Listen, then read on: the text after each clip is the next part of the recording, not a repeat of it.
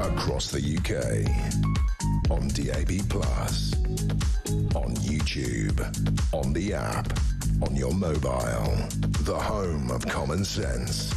This is Talk.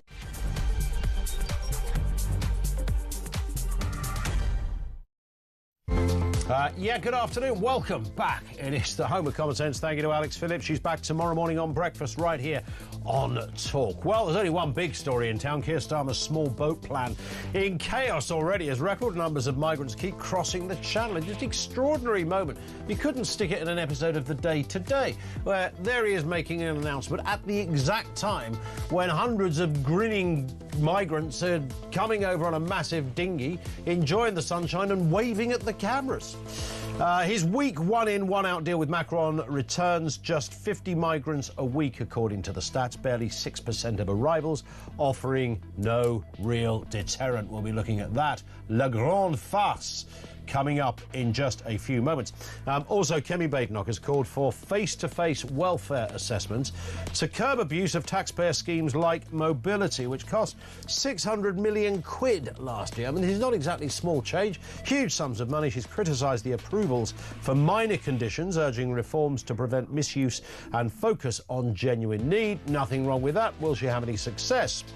And an amber heat alert has been issued for parts of England, including London town, as temperatures reach 33 Celsius this weekend. It warns of health risks, especially to the over 65s, and increased pressure on care services. The alert lasts until Monday morning. So usual advice, stick a hat on. In fact, don't go out if you're a bit vulnerable, but if you do, stick a hat on, slap some cream on the old fizzog and the back of the neck, and stay in the shade. And drink loads of liquid. Yeah, all the usual stuff. Everything you need to know, all the breaking news right here on Talk. 0344 499 1000. I can't really ask the question in any other way. I mean, there's loads around this you might want to talk about. Do you have faith in Starmer's immigration plan? Now, you probably think that's a stupid question, because nobody could have faith in Starmer's immigration plan. Well, you say that, but every now and again you find yourself sort of listening to a left-leaning voice on the telly or something, and you think, well, that they really believe? Do they believe that? I want to speak to that person that really does believe. Yes, I've got faith. I think this is brilliant. I mean, we waited so long for that press conference yesterday, and when it eventually happened, it delivered exactly what we'd predicted. Naff all. This was beyond a circus, a freak show even. P.T. Barnum would have been proud. Messrs Macron and Starmer lauding it up at their podiums, grinning like clueless fools, ready to spew their wisdom onto a grateful nation. But there was no gratitude from us. This was worse than we first thought. A mad woman's breakfast of a deal between us and the French. It's a lose-lose for the UK, despite Starmer's claims. You notice how he threw in those words like historic deals and never-been-done-before proposals. Or, if it all goes well by the end of the year, have a listen to this, we might have deported about 700 people. Let me remind you that since 2018, 173,000 people have crossed the channel. 173,000 people have come without documentation or ID or circumstances or background into our country. 173,000. And Starmer stands there with a big old grin, a sage-like grin on his face. One in, one out. Oh, well done. Bravo, Kim. Mate, you've really got this thing covered. You can't imagine Victor over there in Hungary having quite the same approach. So we might deport. So we're 173,000, because they're not talking about the backlog here. They're not talking about people who have somehow been lost into the system and never heard of again. So 173,000 is what they're dealing with, or should be dealing with. And we might, by the end of this year, deport about 700. We might, on a good day. This has all the hallmarks of insanity. Even the Home Secretary doesn't sound too sure. She said the new migrant returns scheme, agreed with France on Thursday, is, these were her words, a robust enough to withstand potential legal challenges. So already she's wobbling, well, there's going to be some legal challenges. Darn right there is. I was just talking to Kevin O'Sullivan out in the office on this very point. You know what's going to happen? Because how are they going to select the one, a boatload of these characters come over, a couple of hundred yesterday, I think it was, all in one go. And so what do they do? They play eeny, meeny, miny, mo? How do they do it? What do they go? Right, got a great game for you, boys. Take one step forward if you're looking forward to a new life in the UK. Go. Where do you think you're going, Mohammed? And he's the one. You pick him. He gets sent back. A lawyer goes, hang on, whoa, whoa, whoa. Stop right there. Mo is a legit case. In fact, he's one of the few legit cases. Came out of Syria. He's a good lad. Wants to work hard. Keep him here. Oh, I see. OK, so now we've got a problem. And that's what's going to happen. There'll be a system where lawyers will clearly argue that, no, not my client, his client. They get him to go. It's madness, whatever way you slice it. 0344 499 1000. Let's get a word on this and the other big stories of the day. Steve N. Allen, the comedian and broadcaster, is back with us. How are you doing, Steve? It's nice to be here, or while ever I'm allowed to stay. Indeed, yes. You could be the first out. Who knows? We'll see how this goes today, shall we? Let's take a look then at what's been happening, because there's another element to this story that involves Nigel Farage. Hundreds of small boats entered the UK yesterday, and we saw these guys grinning with joy as they completely shut down Keir Starmer's promise to get a grip on immigration. The backdrop of that happening at exactly the same time they were making that speech is not lost on anyone. Meanwhile, the other thing that was going on at the same time wasn't just the migrants on the channel. Nigel Farage was out there as well, not trying to escape or do anything like that. He was witnessing with his own eyes the handover between the French Navy and the UK Border Force, facilitating the problem. Let's have a little look to what the Reform leader said. And it's the usual drill. A dinghy has left the French beaches, been escorted over by the French Navy, and if we turn around we can see the Border Force vessel, and he's now waiting on the 12-mile line for the handover. Bear in mind, we've given the French 800 million quid since 2014, and still their Navy hands over migrant boats. Looks to be about 70 people in the boat. It's lying very low in the water. We've looked through the binoculars. The French Navy have now stopped, and this boat is right on the edge of French and British waters, and Border Force are waiting just behind me. It's interesting. We're literally watching one government politely handing over to another government. 78 people on that rib, one woman, 3 kids, and 74 young adult males whose identity we do not know. If this is not a national security emergency, I don't know what is. Merci beaucoup. And that's how it works. I mean, when you see it like that, Steve, I mean, it doesn't matter where you sit politically. There could be no one that wouldn't watch. That was very well put together, that piece. And you think, this is insane. Yeah, there are some just basics to deal with first. Regardless of your position on this, laws should be in place and should be stuck to. It's illegal to do that. Now, you can argue that, therefore, that means you need a different way to apply for asylum. Yeah, have that conversation. But we can all agree before we even start that people shouldn't make illegal crossings. Even the Labour Party are saying they don't want that because it risks people's lives. That one was slowly handed off, and no French person went at it with cutlery, which I believe one boat has been punctured by a French police officer. Yes. That was, that's worth. I'm not sure how you do the maths on that. We've paid them £700 million and they've punctured one boat. So cost per boat, no one can do that maths. It's really difficult to work that out. But I mean, Macron's saying it looks like we are too much of a pull factor. Well, it turns out we dish out £700 million in certain directions, so of course we look like we're a fairly sweet touch, don't we? A country is defined by having borders. You have to have borders policed. Like, we can go to that Glastonbury comparison, where at Glastonbury, where people say don't build walls, build bridges written on a wall. Even Glastonbury has a border. The idea of a country having a border, of course you want it to be stuck to, and you can have that, and whichever ideology you've got. You just need a better asylum system, and we all need to agree that the solution can't be letting people cross illegally. Yeah, it's pretty easy to work that bit out. And it seems when you see the very almost military-like way, the very neat and tidy, well-rehearsed way that the French border guys come across, escorting these people, and the handover, salutes all around, à bientôt, as they leave, because they'll be back in a couple of hours to do the same thing with the next boat. It was utterly seamless. To see that, you start to believe in conspiracy theories, Steve. You've got to go, hang on a second, Yeah. this is... Someone wrote this script. Well, it's more that you know that they're lying, and you start to work out why they're lying. All governments, and this is not a left-right thing. The Tories did it for 14 years. They make the sounds because they know what plays well with the public, saying that we'll stop migration. But if you do stop migration, absolutely slam the brakes on, bang on, it impacts the economy. And a government would rather have to excuse its failure on migration than try and excuse its failure on the economy. Because the thing that always shuts down any party, any governing party, soon as you get a recession, and, bear with, we might have one fairly soon, that's when it really starts to dig in. So they'd rather fail to sort out migration and blame it on other factors. Yeah. The Tories are always trying to blame it on the ECHR or something else. But they were complicit. They knew that the economy, the reason we feel like we're so rich in part is because they've been dropping the ball on migration. So we're starting to see where the lie is. And you're going to end up having to blame the politicians for this because they're making the sounds. Oh, no, we're going to smash the gangs. But, this gang, we're just going to pick up where they drop off.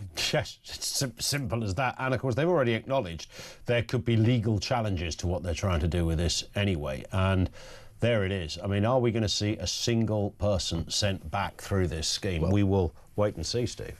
Yeah, they do say. There was a big discussion today is about how many people will be impacted by this. I've got a terrible feeling the government's already told us how many people will be impacted. It's 2. It's 1 in and it's 1 out. And as soon as you've done 2 people, technically you've done it. Tick box, move on, and don't never apply for it at all. It's ridiculous, isn't it? Because the issue is numbers, and they want to get the numbers down. Well, then a 1 in, 1 out system's not the way to do it, is it? I don't want to go all mathsy on you, but 1 in, 1 out. Yeah, you haven't got to have done a countdown audition to know that that doesn't really kind of add up. Hang on, you got 100 people. You take away the 100 people, you got no people. But then you have to take another 100. Yeah. So you got the same. It's exactly that. Yes. Still got the same amount of people. So, and the idea that but we'll be swapping them for different migrants. You might as well tell us you already have, because we don't know. You could have said, we've swapped them all out. All right, I didn't check. Fair enough. Yeah. Yeah. Nobody would really know. This is about if you bring some fella over who's filled out a form to say that his cousin lives in Wakefield, then that's going to satisfy something. So apparently you get a better class of migrant for your money. But I'm just not sure. I do sense we might sit here in 2 months' time, Steve, with the tumbleweed flowing past the Home Office as no single person has been returned. That seems highly likely. And it will be fewer, even if they get some people returned. And this was all about having a thing to announce after Macron's visit. This is why it's a bad theory, because they just had to have something that a press release had some words in it. That's all it is. But even if it's 50 people a week, we know that 50 people is fewer than the 71 we've just seen in that boat. That's why it's not a winning strategy. You wouldn't even get rid of everyone you've just watched arrived on that clip. Well, also, the other fundamental flaw in this is that what it's meant to do is have a deterrent effect. So you're sitting there on the streets, on the beaches of Calais, thinking, I'm about to get on a boat, but there is a good chance that I might be sent back. No, there's a good chance you won't be sent back. There's a very slim chance you might be sent back, but a very good chance you'll get to stay. So why would that reduce it anyway? Yeah, and we're talking about people who are already willing to take a chance because they're making a crossing that's not the safest crossing. So, you're right, it won't move the dial at all. For exactly the people who need to be impacted by the risk, you're saying, well, you've got better odds than you probably would have thought. Now we know that out of everyone who arrives, it will be 50 a week. So, they're rolling the dice already. They just roll another one. Yeah. Let's move to this story, Steve. Back to that issue of welfare, with health disability welfare payments set to spiral to 100 billion quid in the next 5 years. 100 billion. This is just on the health part of the benefit system. Tory leader Kemi Badenoch has called for a clampdown on payments. Let's have a listen to what she said. The Motability scheme is a perfect example of what's going wrong with the current system. It was initially set up to help disabled people get around. Now 90% of its cars now have no adaptations whatsoever. That's not what it was designed for. People are qualifying with conditions like drug misuse, ADHD, obesity. The assessment system surely can't have been designed with that intention, and we cannot allow it to continue for a moment longer. You know those little plastic things you can buy on Amazon for kids where you speak through it and your voice is meant to come out really weird? Was she speaking through that, Steve? I don't know what was going on there. Changing a voice to protect the innocent. Something was happening. Yeah, there's a sort of Darth Vader setting on these. I only know that because my 6-year-old got one for his birthday last week, and they drive you flipping nuts. So we will see. But nonetheless, the point she makes, face-to-face welfare claim assessments to curb abuse, the mobility scheme, which is costing 600 million quid a year. I know that it's an option you take rather than the money, but she does state that things like minor conditions, food intolerance, should not qualify for people to get a subsidised car. I don't know what the full story is on the food intolerance one, but we do keep hearing this. Yeah, I mean, look, I've seen online people saying it's not a free car, it's a subsidised car, and do you know how much it's subsidised? It's the 600 million. We know how much it's costing, so we know how much money is being impacted by this. And if we manage to sort this system out and make it truly fair and have people who deserve it getting it and people who don't deserve it not getting it, that 600 million would come down. So we can move the numbers to one side. Yeah, it's a bizarre situation, isn't it? I mean, there are people with alcohol abuse issues being given a car. Isn't that exactly the opposite? Is their big plan give these people cars so there are more accidents and more people will need to claim on the scheme? This is making sure they're never out of work. There was food intolerances. I'm not really sure how bad a food intolerance has to be that you can still drive but you can't afford your own car. I don't know. I mean, gluten people are annoying. I mean, you have to drive further to get the special food. I don't know. What's the deal there? These days, people bring food right to your house. I think we talked about that last time I was on. There was one where apparently ADHD and ADD and OCD also get a car. If they don't get a BMW or at least an MG, I feel like we've entirely missed out on a lovely thing. One of my favourite ones, though, there was a condition. There's a whole list. It was a parliamentary question. This data was released. And one of the conditions, and it's only like 10 or 20 people who got a car through this, but the condition was listed as failure to thrive. Really? Where's my car? Where is my subsidised car? Look at my career. Where's my...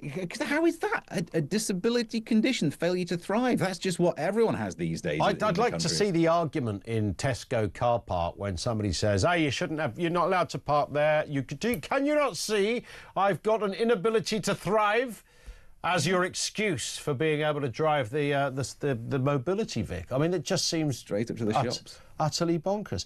Could you just do it to a bit of fairness, because it's all right, Kemi Bad not going on about it. The big increase happened post-COVID, and who was in charge for the years after COVID 100%. Up until last year? Yeah, 100%. And she's not out of the woods yet.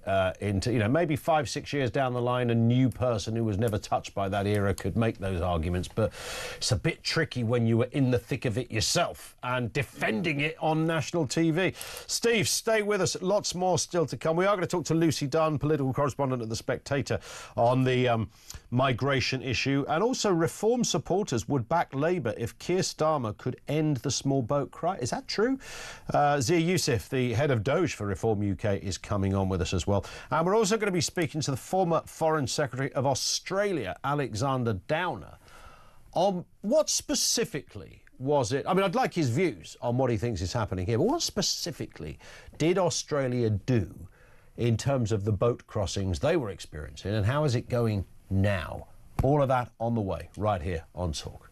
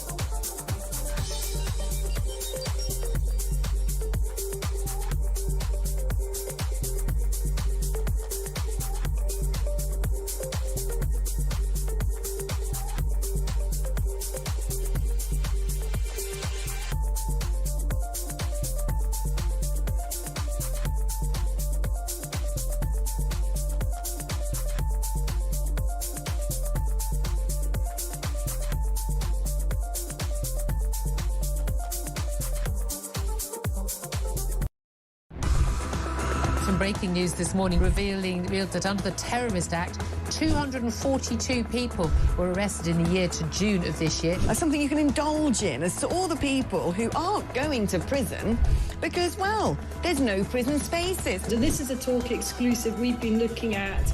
I said, you take these cuffs off me and speak to me like a human being rather than a common criminal. You're just left wondering, does these people who lead us actually hate Britain? Yeah. Do they not love our country and everything that we've stood for?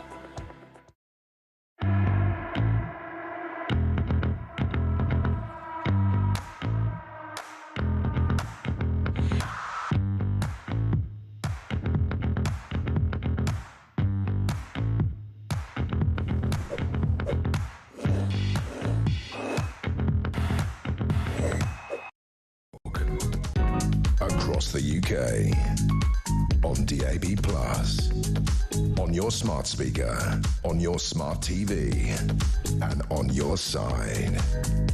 This is Talk. Scott in Coventry says, I live in a brand new housing estate. They are all social houses for people with not much money, like myself. Nearly every single house has been given to foreign people. Shortage of housing for British families is driving people mad, so the government give the home to everyone who isn't British. Turn the boats around, there needs to be mass deportation. And the interesting thing about that, and Scott, thank you for that, is the people that are taking those houses probably aren't even those on the boats. So there's a whole load of other people. And, of course, the minute you have a family, then you go to the top of the list. Whether you're foreign, not foreign, just arrived here, doesn't matter. You put yourself in that different place by dint of the fact that you've got young kids. We'll come back to that. If you are messaging 87222 on the phones 0344 499 1000. That question we threw out: do you have faith in Keir Starmer's immigration plan? The tongue is only slightly in the cheek on this one. Genuinely interested what you make of it, what you think is likely to happen. Well, let's face it, it's going to be a catastrophe, right? But your thoughts, meat on the bones, please, on that number. Stephen Allen is with us. We're looking at the big stories of the day. Stephen, this one as well. The British Navy has shrunk to its smallest size in over 500 years. I mean, this should be disturbing in a rather precarious world that we found ourselves living in of late. 2 more warships have been scrapped. Let's have a listen to a Downing Street post from earlier this year speaking about improving British defence. First goal is always the safety and security of the United Kingdom. And that's why we're boosting defence spending, the largest sustained increase since the Cold War. An increase of £13.4 billion year on year. Not just meeting our commitment to spend 2.5% of our GDP on defence, but bringing it forward to 2027. And alongside that, a new ambition for defence spending to rise to 3% of GDP in the next Parliament. We'll publish a strategic defence review to determine how we can best meet the threats of today and return Britain to warfighting readiness, secure at home, strong abroad. That was a Downing Street post voiced by Keir Starmer, the Prime Minister. There it is, Steve. He says, we got a tough old military out there. The numbers say something different. Yeah, that post was great because I'm sure it was him, but I've never heard anything sound more AI. I think they could do the AI version of Keir Starmer and it would make it more human. It's a bizarre one, isn't it? He'd be quite easy to AI, though, I think, wouldn't he? I don't think he would. I think the machinery would, having heard a couple of them, of either myself and a couple of other mates, they're so darn good. I reckon Starmer's, though, has got all the hallmarks to do it quite effortlessly. Oh, yeah, you'd hear the AI one and go, he's cheered up, what's happened there? Well, you know, in the same way there's that machine that mostly presidents use that sign their signature. I can't remember whether there's a name for it. And so the president never has to sign the thing himself other than those big executive orders. It's that maybe they've got an AI machine now, so they just get Starmer to voice anything. Probably. It's worrying, isn't it? Like, he could have passed away and still how this will plough on. Although Donald Trump's signature, I think the machine they use for his is a seismograph. It's just quite a bit. It's up and down, isn't it? But anyway, that's not what we're here to talk about. The ships. I mean, you make a very good point. I was looking through the news to see, look, surely there's not a lot of wars kicking off that we need to be ready for. Yeah. No, there's a couple out there, isn't there? But it's not as if we're an island that's surrounded by water, so we need... Wait a minute. No, it is. Defending our waters might be quite an issue. I know that war is changing, so maybe it'll be drone-based, and we've got loads of divorced dads who spend time in parks on drones on weekends. So there's an entire, armed forces ready to step up, if that's what the war's going to be. This spending, I can't quite get my head around it. How do we have more money to spend on defence, and yet we're going to have smaller armed forces? Oh, no. I know there's there's a weird faff, isn't there, where some of it has to be spent directly on defence, but a lot of it is infrastructure. Yeah. Which includes making sure the M1 gets some roadworks.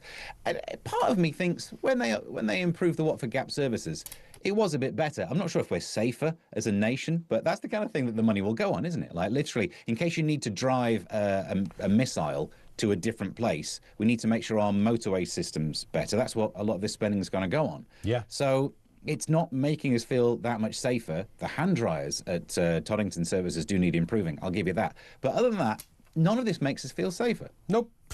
None at all. No one's going, great, back to the good old days of ruling the waves with our massive fleet of canoes. It's really it's not doing what it's meant to do. But it's not even about ruling the waves anymore, is it? It is just about being safer, because things are getting a bit tasty out there, and you think, okay, it's not like we're going to go and take over the planet, but if someone comes at us, we want to be able to make sure we don't keep getting those stories of Russian plane flies too closer than it should do, or Russian submarine decides to come for a little swim. We'd like to be in a situation where we can defend against that, but it's not feeling like we could. Final story. We'd be failing like fools, frankly, Steve, if we didn't talk about the weather.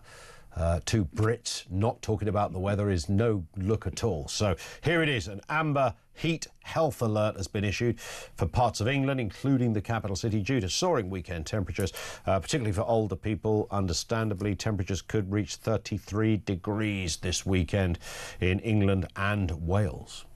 I remember when an amber warning was hearing that there was a chance she might poop in the bed. But that's a different story. I'm sat in my air-conditioned home studio shed.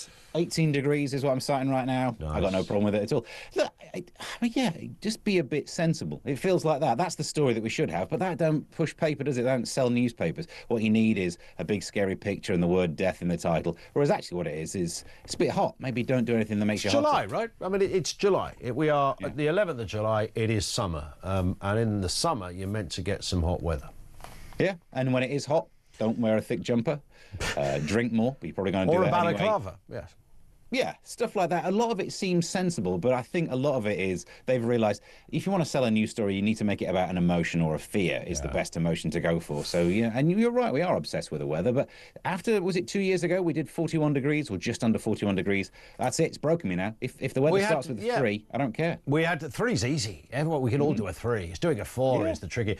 We had 2 days, didn't we? I think it was about 41, 42 degrees, and then it went off again, and we were sort of back from, didn't go to 41 to 40 or 39. It went like it does to about 17 the next day. It just disappeared. Yeah. And I always get caught like that. We have a hot day, then the next day's hot, and I'm walking around with shorts on like an absolute fool. Goosebumps everywhere. Every time. Steve, thank you. Have a cracking weekend. Enjoy the sunshine. Put the cream on and the hat, of course. Steve N. Allen, the comedian and the broadcaster, with us on the programme. Thank you to him. 0344 499 1000. More from you on the way as well. Loads of comments coming in. That's our number. Do you have faith in Starmer's immigration plan? What are you making of it? The French, do you think it's ever likely to see daylight, this plan? Or if it does, will it work? You can only see the legal process. We'll be joined by the former Foreign Secretary of Australia, Alexander Downer, in just a little bit. He'll explain how successful was the stop in the boats in Australia. We hear a lot about it. What did they specifically do, and has it worked? And Zia Youssef joins us in a few moments, former chair of Reform UK, now head of their Doge department. What is he making of this idea that Reform supporters would back Labour if Keir Starmer could end the small boat crisis? Really? Wonder what he thinks on that one. Details on the way, everything you need to know, and all the breaking news right here on Talk. It's 1:30.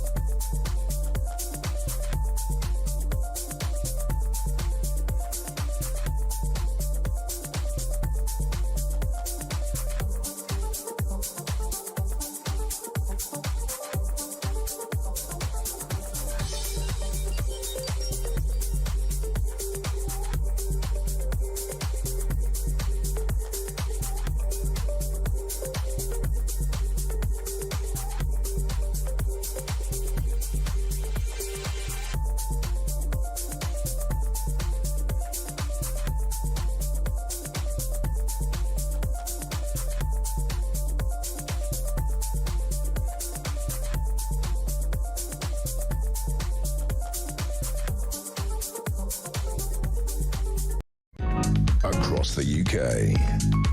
On DAB+, on your smart speaker, on your smart TV, and on your side. This is Talk.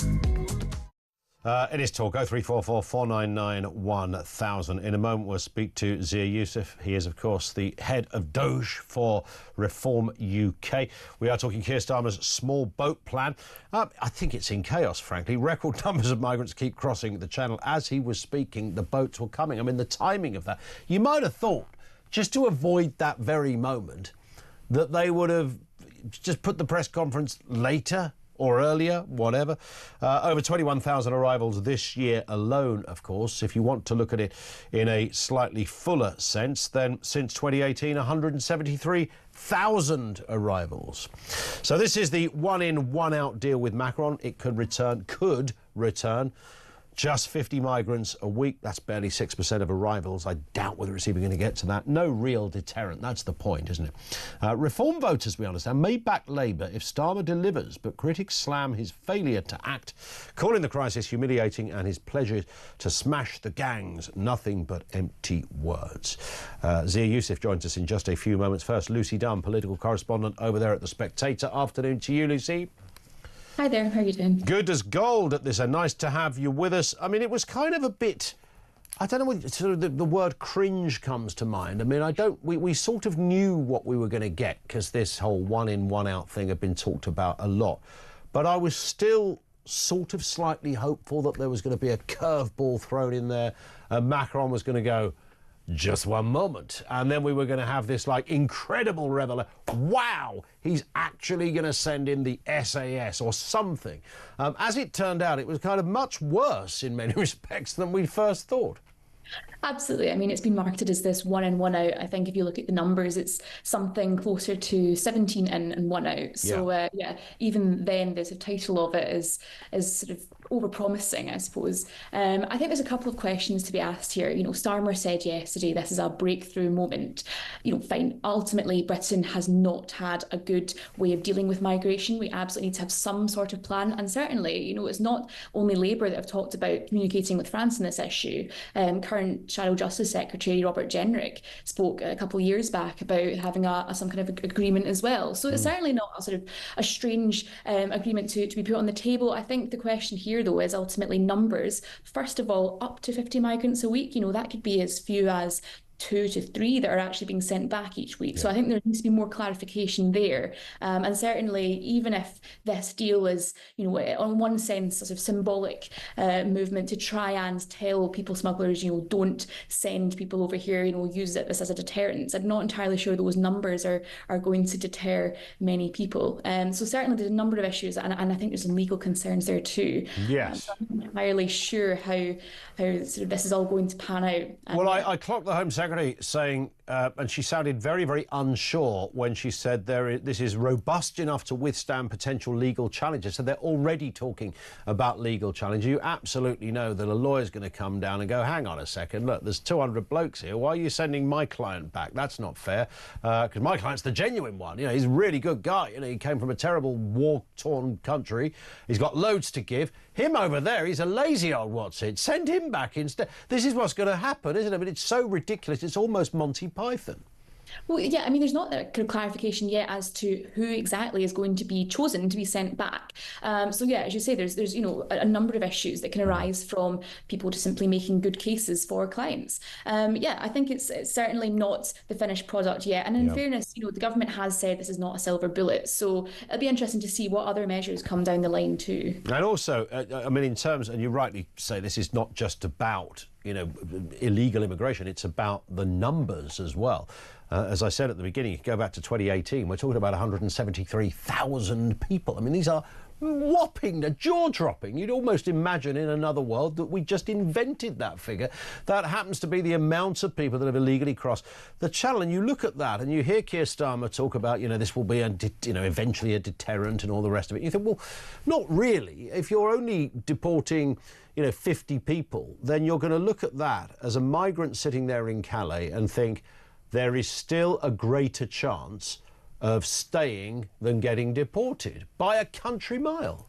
Yeah, absolutely. And I think also there's another sort of added concern that we might see a boom of migrants coming over in the, first of all, summer months. You know, in good weather, we do seem to see that happening. Numbers do go up, but also certainly, and this is a really horrible way to put it, because it is sort of people smuggling ultimately. Sure. But you might have these traffickers that say, well, actually, we're going to do a sort of selling up sale since this deterrent is coming in, and just try and get, you know, a last minute push more and more migrants across. So yeah, I do worry that over the next couple of months, those numbers might continue to rise. Yeah, I sense you're right. Lucy, thank you very much for your time. Political correspondent at The Spectator. That is Lucy Dunn. Let's speak to Zia Youssef, head of Doge Reform UK, former chairman, of course. Zia, good afternoon to you. Can you hear us okay? Or are you on mute, maybe? I don't know if you're on mute or... There we go. There we go. Beautiful. Everything's working fantastically, just as well as Keir Starmer's migrant plan, right?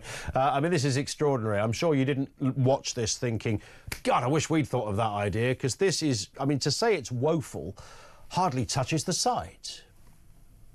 No, we certainly didn't, nor do we ever look at anything that Starmer does and have that thought. Look, it's bringing a super soaker to a forest fire, and even that's probably doing it too much of a service. The numbers in question are infinitesimal relative to the size of the problem, right? You know, north of 160,000, largely men, over 75% of them are military-aged males, have crossed the channel illegally since 2018. The number year to date is at a record. Well north of 70,000 have crossed since Starmer came to power. And this is also an admission that his whole, quote, smash the gang strategy hasn't worked. So he's come up with another harebrained idea. The fundamental problem with the small boats strategy that Labour have, if you can call it that, is that the only way to truly solve this problem is to create a real deterrent. You have to leave the ECHR. You have to stop the anti-deportation industrial complex that exists in the legal system here. You have to take away any ounce of excuse for the activist judges to stop, you know, multiple convicted rapists from Kenya, for example, who are not being deported because they might have a difficult time because of their alcoholism back in Kenya. You know, every time you see one of those stories, right, people listening to this and watching this, you've all seen that, you know, this person was able to successfully prevent the deportation, and it always reads like a parody headline. Something about chicken nuggets was one of them. It's all crazy, and it's because we have we have both the Labour Party now and the Tories before them. There was no appetite inside the parliamentary party. The MPs will simply not vote to withdraw from the ECHR, and there's a lot more that needs to be done beyond that, by the way. And I want to say this too. This is not just about slowing the tide of people coming here across the channel. It's also about deporting the north of 1.2 million people who are already here illegally. Britain is a soft touch. The reason why people are coming from France is not because France is a war-torn country. If it is, people should tell the 9 million or so people who go from Britain to France on holiday each year. That would be news to them. It's because we're a soft touch, because you get great benefits here. You get free hotel, free healthcare, free tax services. It's unbelievable. I'm sure, Zia, you'd agree with me that it's the one area that we could give a house point to Macron on this, because he rightly said that there's a big pull factor in the UK. And until you get rid of that, I mean, we can't even begin to get this thing right. So he was right on one thing. Yeah, and look at the ridiculous faux outrage when our brilliant mayor, Dame Andrea Jenkins of Lincolnshire, talked about housing some of these migrants in tents. You know, there's all of this fake outrage around the media class, and that's exactly what France has been doing. Yes, go and Google France migrant tents, you'll 100%. See it. So the reason why people come here, and this was the point Andrea is making, is that, you know, there is no British people are the kindest, most warm-hearted, most welcoming people in the world, but for decades now, frankly, they have been taken advantage of. And look, Macron, he's out there negotiating for the French people. He's laughing at Britain. I mean, he's somehow not only screwing Britain by allowing, you've seen those pictures of French border force taking pictures of the migrants leaving the French beaches. Not only going on, he's relieving the British taxpayer of 700 million quid for the privilege. Indeed. And I thought yesterday, I mean, I made the point earlier here that, you know, as Starmer was giving this press conference with Macron, quite literally hundreds of people were coming across the channel. But it wasn't just the migrants and the border force in the channel. Nigel Farage was also in the channel yesterday, and he was filming all of this and put together what I thought was a really powerful, nothing we didn't already know, but when you see it put together and voiced by Nigel, it's showing literally the exchange of dozens and dozens of people. That was just one boat. From one border force to another border force, everybody shakes hands. Everyone, thank you very much. I mean, if you didn't believe in conspiracy theories, you'd start to believe in them when you see this. I mean, it looked like the most beautiful piece of maritime choreography you could imagine. It was effortless. Yeah. And Nigel's been talking about this for years and years and years. Even when he left from frontline politics, you know, he's putting YouTube videos up of him going out and articulating this point. And remember, again, we talk about fake outrage. Remember the outrage about when he used the word invasion. And what is this? What is, you know, the dictionary definition is an unwanted, is an incursion of people in an unwanted way. It's literally what is going on. And, you know, that number of north of 160,000, tragically, is more people have crossed the channel illegally and washed up on come to our beaches, effectively stormed our beaches, than stormed the beaches of Normandy on D-Day. And again, this is a national security matter. The evidence of that is that 7 Iranians, Iran's obviously been in the news recently, 7 Iranian men were arrested by our security services who brilliantly foiled a terrorist plot. And a former military intelligence officer says that they came to this country by small boat. This is a really crucial point. We know nothing about these people. 100%. And the idea that they're genuinely fleeing war zones. Well, last I checked, it was supposed to be women and children first. And despite what Darren Jones said on Question Time on that unbelievable statement that the vast majority were women and children, it's the opposite. This is a national security issue. It is terrifying and it needs to stop. And Zia, just in 10 seconds, because we are short of time, Reform voters might back Labour if Starmer delivers. Are you believing that? Well, I mean, firstly, we don't believe Starmer will deliver, but hypothetically, if he did, are you going to lose all your members to the lefties? Definitely not. That's actually not what the poll. It would be more likely to back. So number one, that still wouldn't mean they'd back him, and also the chances Starmer is going to solve this problem are precisely zero. In fact, it's going to get decisively worse. Yeah. Zia, thank you. Zia Youssef, head of Doge for Reform UK, former chairman, of course, of that party. In a moment, we'll speak to Alexander Downer. He's the former Foreign Secretary of Australia, right across it when it came to their dealing with boats going to Oz. How did they do it, and how's it going now? Details coming next.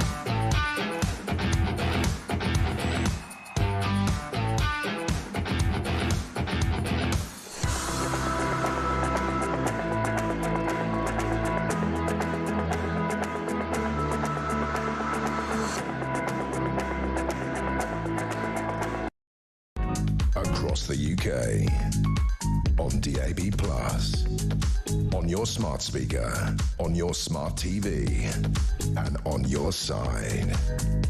This is Talk.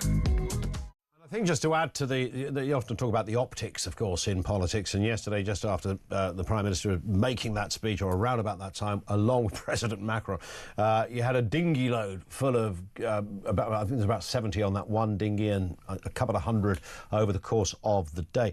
Not just coming across, but there was a drone footage. These guys are waving and smiling, which doesn't really add to the... You know, you could be waving and smiling because you're just very polite because your mum told you to do so. But it doesn't sit well in Starmer's "we will be strict on this" with his new system. His new system, one in, one out, is it likely to work? Let's get a word from Alexander Downer, Australia's former foreign minister, who was right across this when Australia were, of course, giving it a go. I'm sure, Alexander, and good afternoon to you. Thank you for being with us. I'm sure there was resistance down under at the time. Yes, I mean, there were exactly the same controversies, exactly the same issues. This is happening for some years as a reflection of what happened in Australia as well. Yeah. Just explain then what the... and I have heard you explain this before, but for the benefit of our audience, just explain exactly what Australia did. Because I think what is most magnificent about this is, frankly, it's, despite the controversies, and I'm sure the bureaucracy of putting a plan together, it's actually rather simple. Yes, well, what we did was, I personally negotiated offshore processing agreements with other countries, with Nauru and Papua New Guinea. So anybody who came to Australia by boat, in the way people are crossing the channel, they came from Indonesia to Australia, would immediately be sent to Nauru, immediately, not days later, immediately sent to Nauru for processing. If they were found to be refugees, and there's a very generous interpretation of what someone can be as a refugee, then we had an obligation to provide them with protection, but not to turn them into migrants. So we said they wouldn't be able to come to Australia. They could stay in Nauru, or they could go to another country. They wouldn't have to go back to the country they came from, where they had a genuine fear of persecution. And so the result of this was the boats just stopped altogether, because people, particularly young men, were paying people smugglers, or their families were paying people smugglers to get them into Australia. And once they were in Australia, then they could use the legal system to try to get other members of their family there. It's just a form of illegal immigration. So we were quite ruthless about it. We decided to stop it. And there was much opposition to that, I have to admit, from the, typical sort of elements of the legal fraternity, the media, and so on. There was a lot of opposition to it, but the general public were pretty supportive. Yeah, and it's worked. I mean, there it is. It's still up and running for those few boats that might want to give it a go, but it worked. It works extremely well. I mean, I wouldn't say 0 people come every year that way, but there would be, 3 or 4 boats a year that try to make it, and they never do. They always end up in Nauru or exactly. And of course, key to it, Alexander, by the sounds of it, is the processing elsewhere. And even if you are recognised as a legitimate asylum seeker with, a pretty challenging backstory, you still don't end up in Australia. You end up in another safe country, which the Australian government has negotiated with as a safe place to go. So the UK got 2/3 of the way towards this solution with the Rwanda plan. It was a good plan, but the Tory government never implemented it, and Labour have scrapped it. So, they're back to square one. They've got a 50 people a week exchange I mean, what do you make, as a man that has worked and been round all the tables and in all the big meetings around this subject, you've met the resistance, you've had those opposition, I remember seeing some of those opposition members in the Australian Parliament, you know, ferociously arguing as if you were, you know, committing the most horrendous act, the most evil form of politician that lurked was, you know, here comes Alexander and his Foreign Office crew. Who do they think they are? And yet it completely works. So what do you, when you hear all of that, and you hear it over here as well, I know you've advised lots of governments on this, what do you make of what Keir Starmer has actually come up with after all of that? Well, he's just agreed, and Macron have just agreed to a trial of an exchange of just 50 people a year, so a week rather. So that's not going to work. 50 a week is not going to work, of course. And then the French will be able to say, well, we agreed to the trial and it's not working. Yeah. If you made it comprehensive, if you said every single person who comes to the UK will be sent back to France and there will be an exchange, I think it would stop the boats. It wouldn't solve the problem, but it would stop people coming across in boats, or it would substantially reduce it. But unless you make it comprehensive, it has no chance of working. The best solution, I'm sorry, it's still offshore processing. That's what has worked and is proven to have worked. And the British political class have made a huge mistake not going down that path.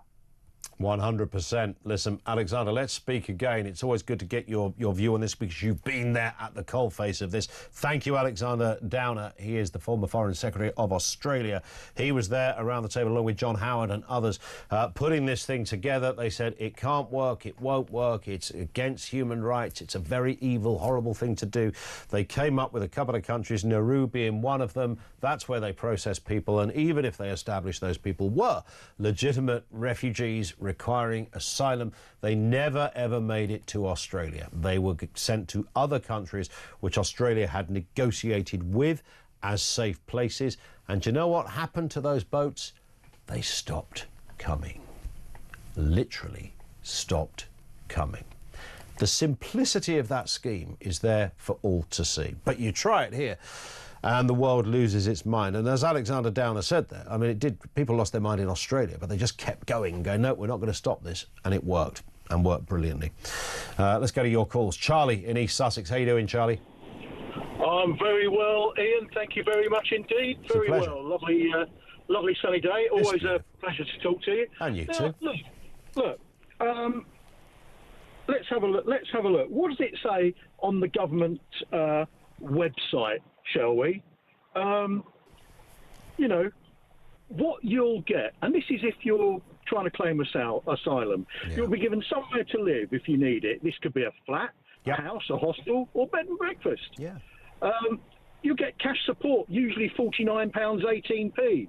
Your allowance will be added to a debit card. You know, honestly, if that's not an advert to come over, I don't know what the Especially hell is. when you've come from a place that's like, you know, you've got none of that. I mean, you wouldn't stand a chance of getting any kind of accommodation. I mean, you know, we're talking about countries. I mean, who wants to live in Iran or Eritrea? You know, these aren't great places to be. It doesn't give you an excuse because it's a bit rubbish to become an asylum seeker, but I don't blame individuals for trying to leg it. And of course, as you rightly say, Charlie, I mean, it's a fairly tempting offer, isn't it? Well, I mean, even if this really does not apply to the people coming over, but you will get a maternity payment of £300. You know, if you a child, you get an extra £5. A baby under one, £9.50. If you're pregnant, you get an extra £5.25 a week. It's all right, honestly, isn't it? Ian, this morning, I don't know how I wasn't in tears about. After listening to Mike Graham's show about the absolute state of this country, and not just migration, but the whole state of the country. And I honestly feel, as a taxpayer, as a voter, I have no recourse No course of action can I take to make my country better. That's the problem, isn't it? And you look at this, you hear the Australian Foreign Minister just describing how simply they had their challenges, but how they managed to do it in Australia. And over here, I mean, they must sit around in the Rose and Crown in Tehran High Street thinking, you know, you go to the UK, you get a phone, you get a house. You know, no one's saying you're going to get stinking rich, but nonetheless, I mean, this is an incredible package that you are given as soon as you arrive. And Alexander Downer just said there, Charlie, that when they tried to arrive in Australia, they were sent to another place to be processed. Not in a couple of weeks' time. There and then, they were sent to another place for processing. They never set their foot on Aussie soil again. Yeah, I think the real issue is this real sort of deal that Starmer's kicked up with Macron. It's blatantly smoke and mirrors. 100%. French are never going to do anything that is not in their own interests. We all know that. Yep. And fair play to them. Yeah. You know, fair play to them. And that's all I want to say about it. Listen, I hear the exasperation, Charlie. Just enjoy the sunshine. Have a beer this evening as well. Charlie in East Sussex on that issue. Over to you with more comments shortly. 0344 499 1000. The writer and commentator Charlie Bentley Astor is with us in a couple of moments to chew the fat on the big stories. Our lines are open right now. It's 2 o'clock. Let's get the latest news headlines on Talk.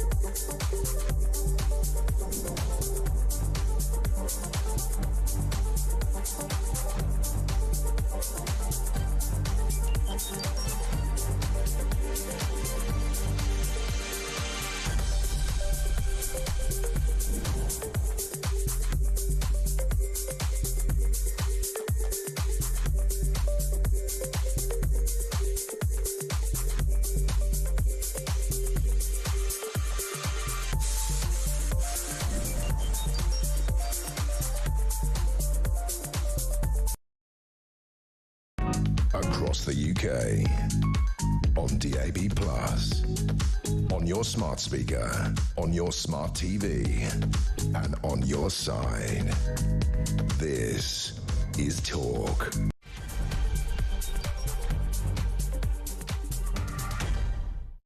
Three minutes after 2 o'clock. Welcome back. It is the home of common sense. Keir Starmer's small boat plan.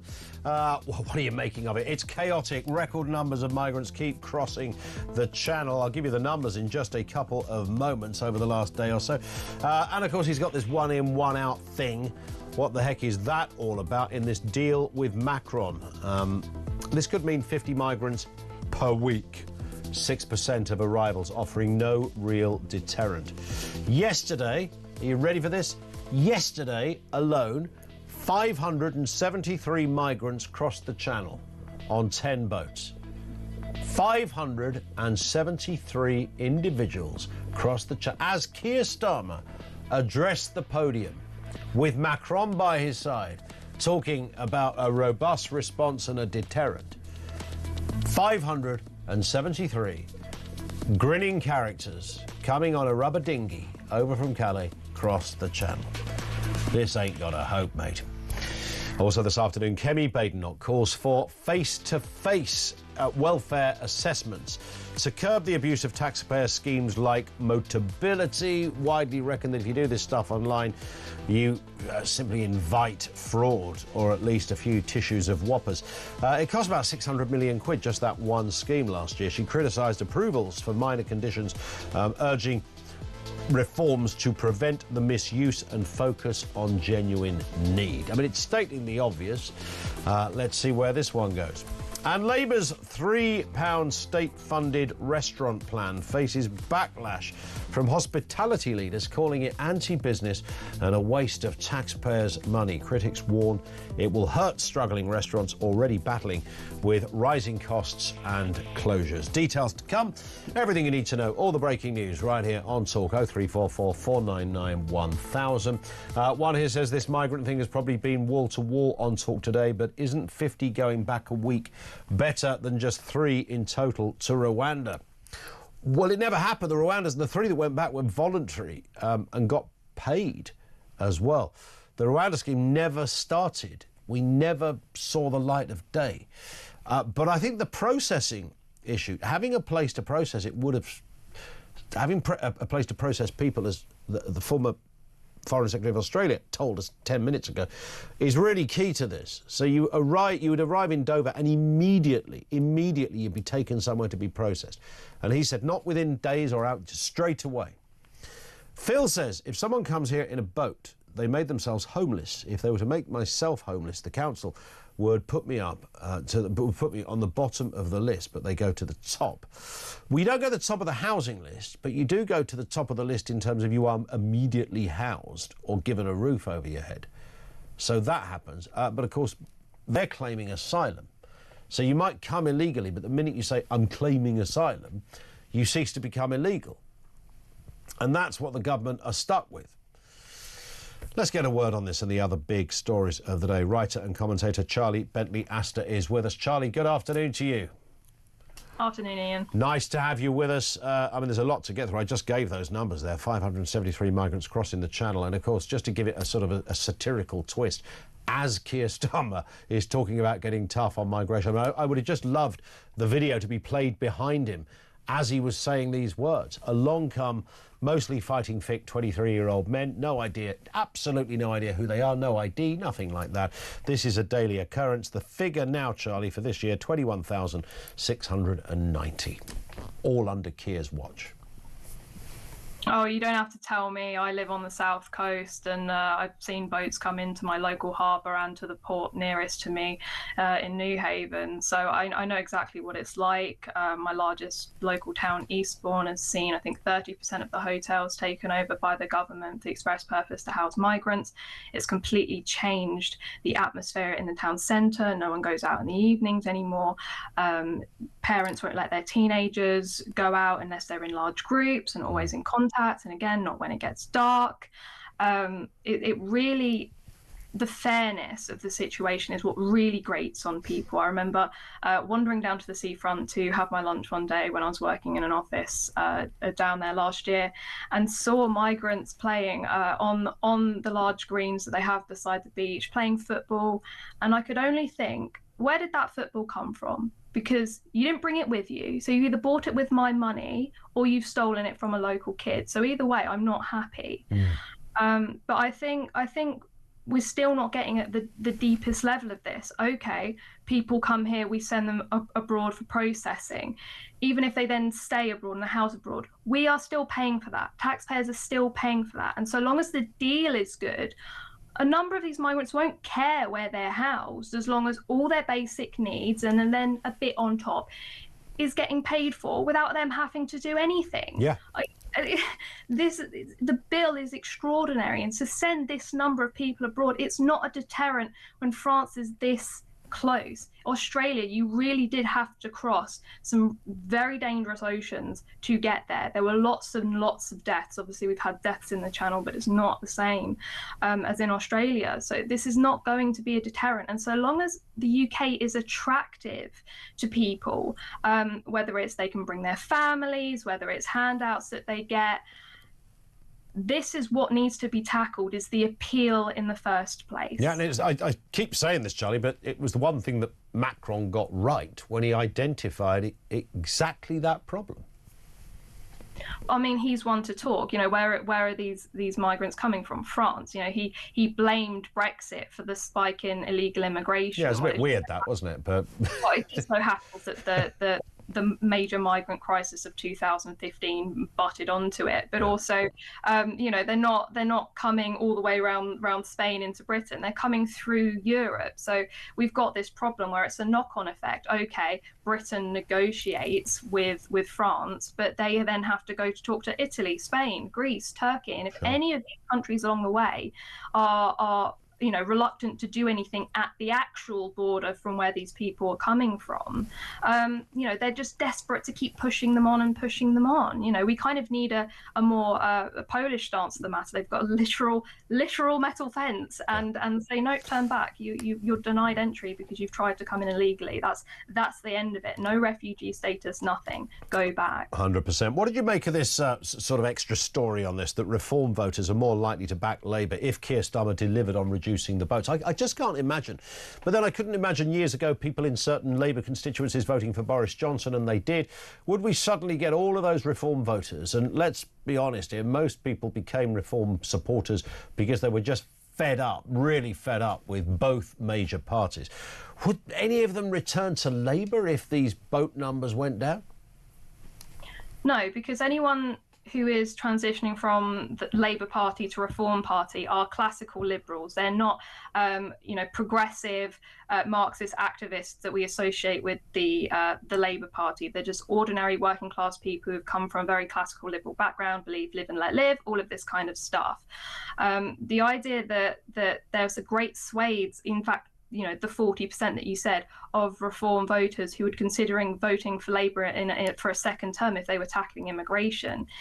I can't believe that there's that many people who are like off the Labour Party because of their immigration stance, but agree with them in all other aspects of policy, because then they wouldn't be voting for Reform. They'd be campaigning the Labour Party to adopt this as their policy.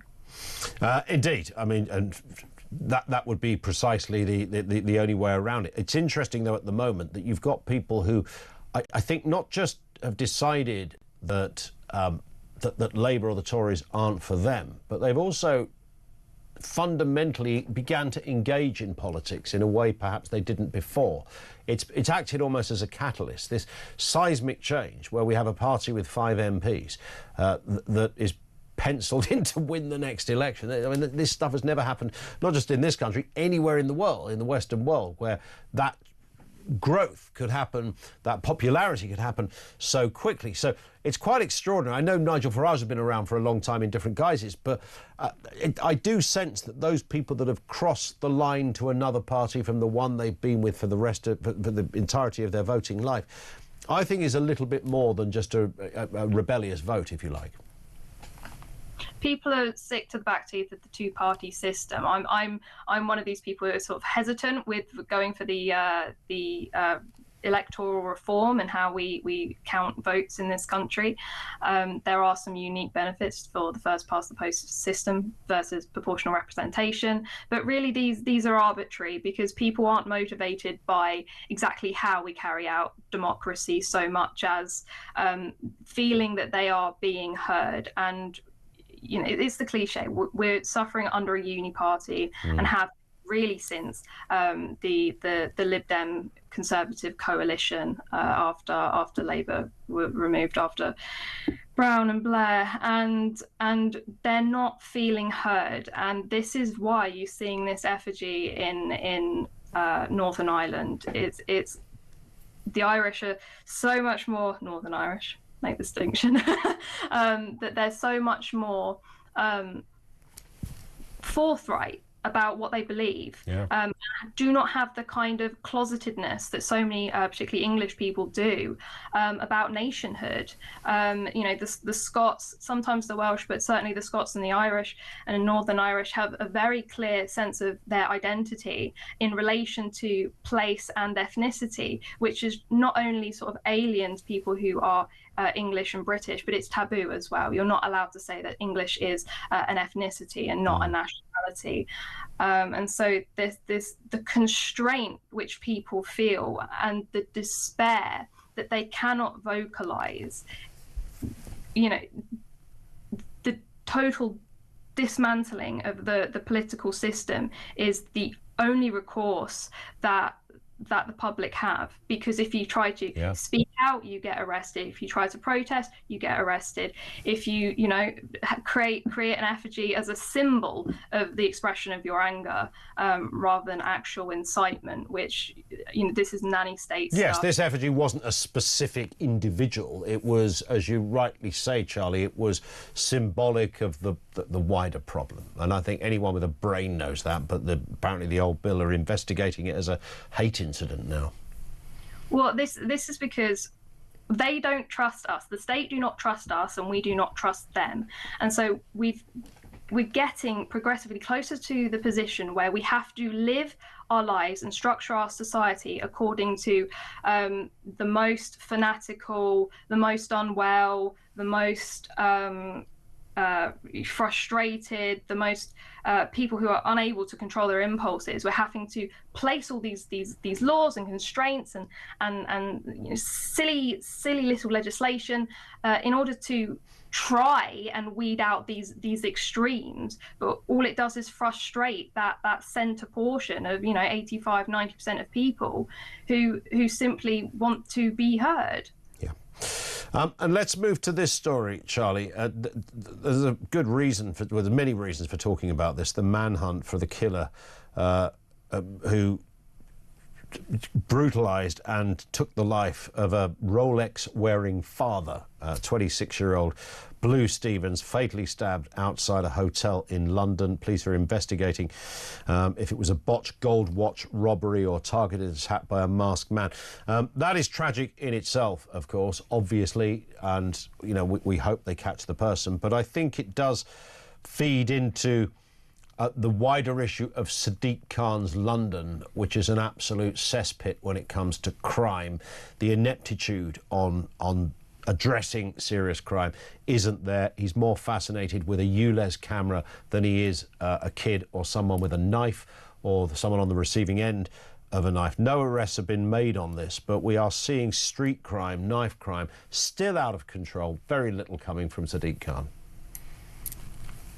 That's because Sadiq Khan and the manner in which he is structuring London, both in terms of sort of local council legislation, housing accessibility, benefits, but also policing, is that anyone who is badly behaved, anyone who commits a crime, anyone who is disengaged with society is not a criminal, but a victim in their own right. They have been failed by a system. They have suffered systematic racism or been the victim of a phobia, being unable to point to any one individual who has in fact, been racist or Islamophobic. It's these systematic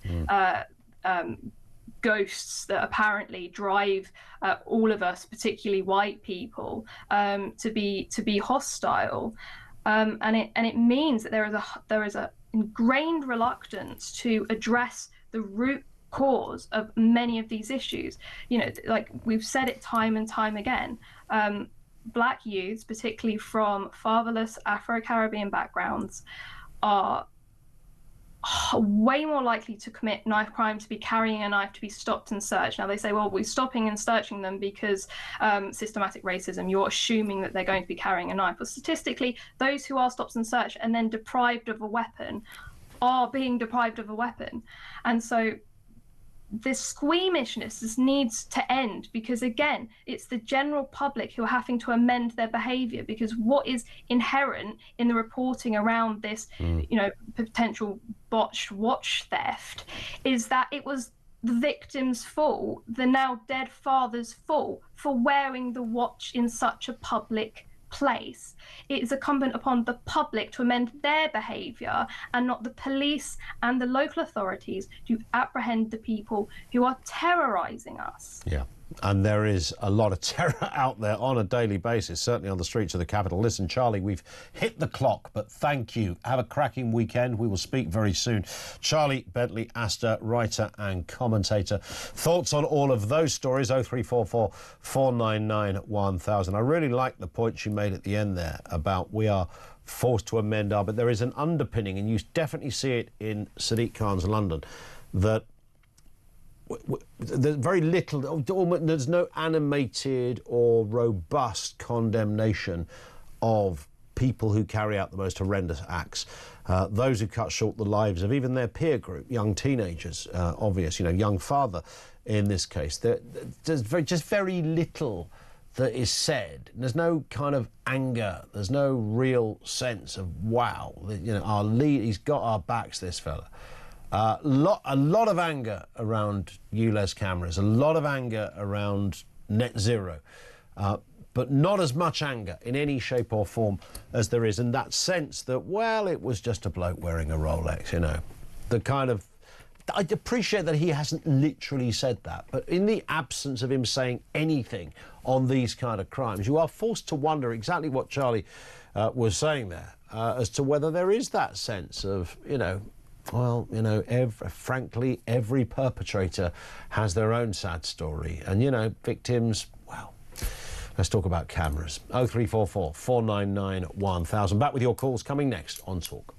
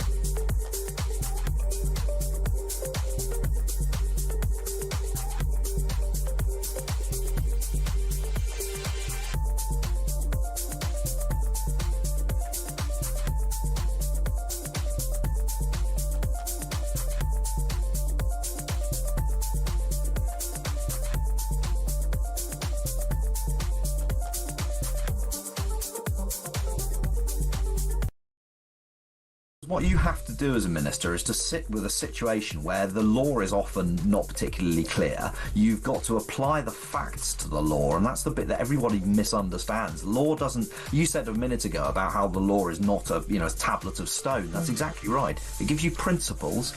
You have to apply the facts to the principles, but as a minister, you've also got to apply politics and your democratic mandate, and that's what this will stop you doing. Yeah, and indeed, and the right of a government to, with their majority in Parliament, to change the law.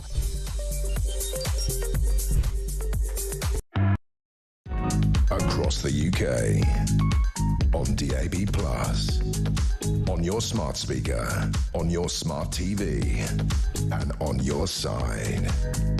This is Talk.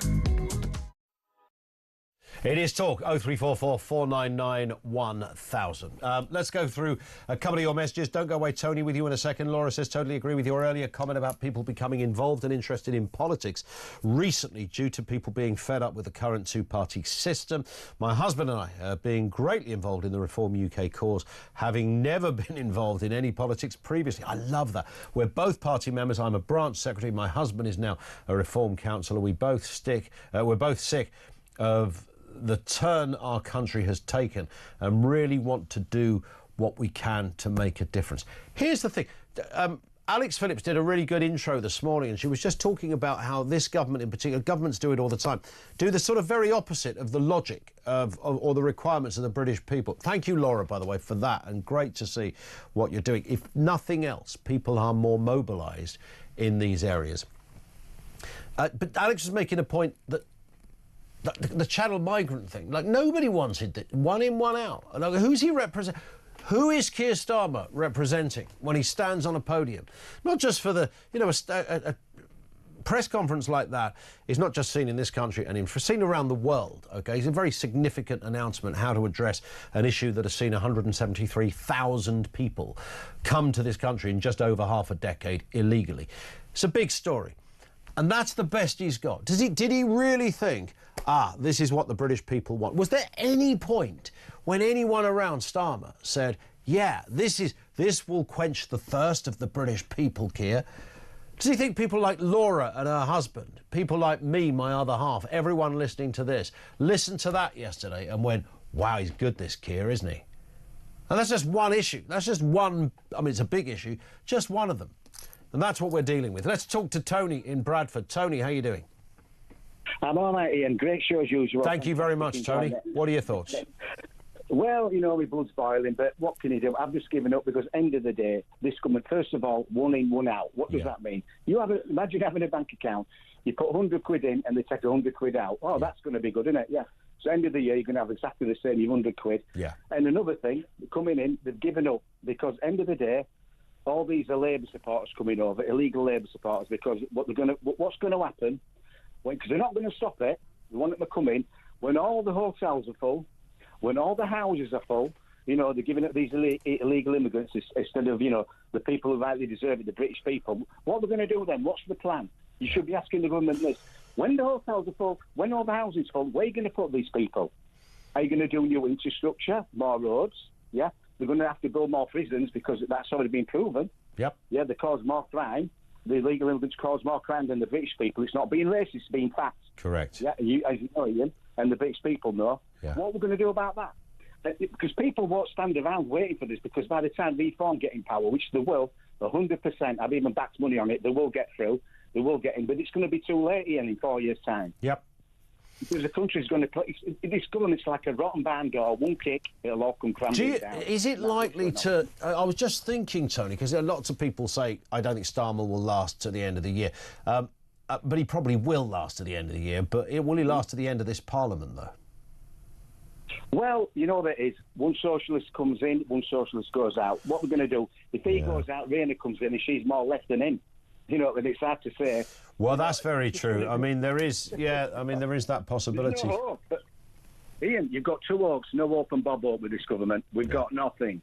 I love it. Would you agree? I 100% agree. It's absolutely bloody woeful. And the economy shrunk again in this last section, so it's not looking good. And under Keir Starmer, the total number of migrants that have crossed the channel is, essentially 45,000. 45,000. We're only halfway through this year. Thank you to Tony. Let's go to George in Dundee on this issue. The big announcement yesterday, George. What are you making of it all? Good afternoon. No, good afternoon, Ian. Fantastic show again. Thank you, sir.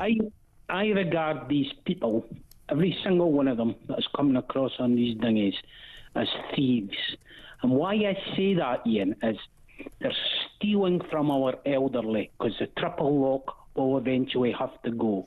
They are stealing from our young Because eventually, if they get to stay, they're taking their jobs, they're taking their housing. They're stealing from our disabled because the PIP was under threat because the pressure this government's under. If your house was getting burgled, Ian, you would do two things. You would beef up security to the point nobody's breaking in here again, or you would use force to stop people breaking in. Until this is done in this country will continue to be literally raped and pillaged by these people. And as I've said many times, it won't affect the elite and the political class because they'll up sticks and go when this all goes belly up. Yeah. What is it, do these people... They're aware, they must be, the people in power. I mean, they're aware of these views that people like you and I have. They must know the anger, but they choose to ignore it. They ignore it because they do not recognise the anger, because I don't think it affects their lives one iota. They are very mobile. Yeah. They'll get the house in the south of France or away in the Caribbean when it really goes belly up in this country, or move to America on the speaking tours. It's the working and middle classes that are getting hammered by this, and this country is very, very close to going absolutely belly up financially. Yeah, got it. George, great call. Have a great weekend. Thank you for that. You can hear the level of frustration and anger. It's not just one or two people. This is what I was saying about when people vote or decide to change allegiance, I think is the phrase I was looking for, from either Tory, Labour to Reform.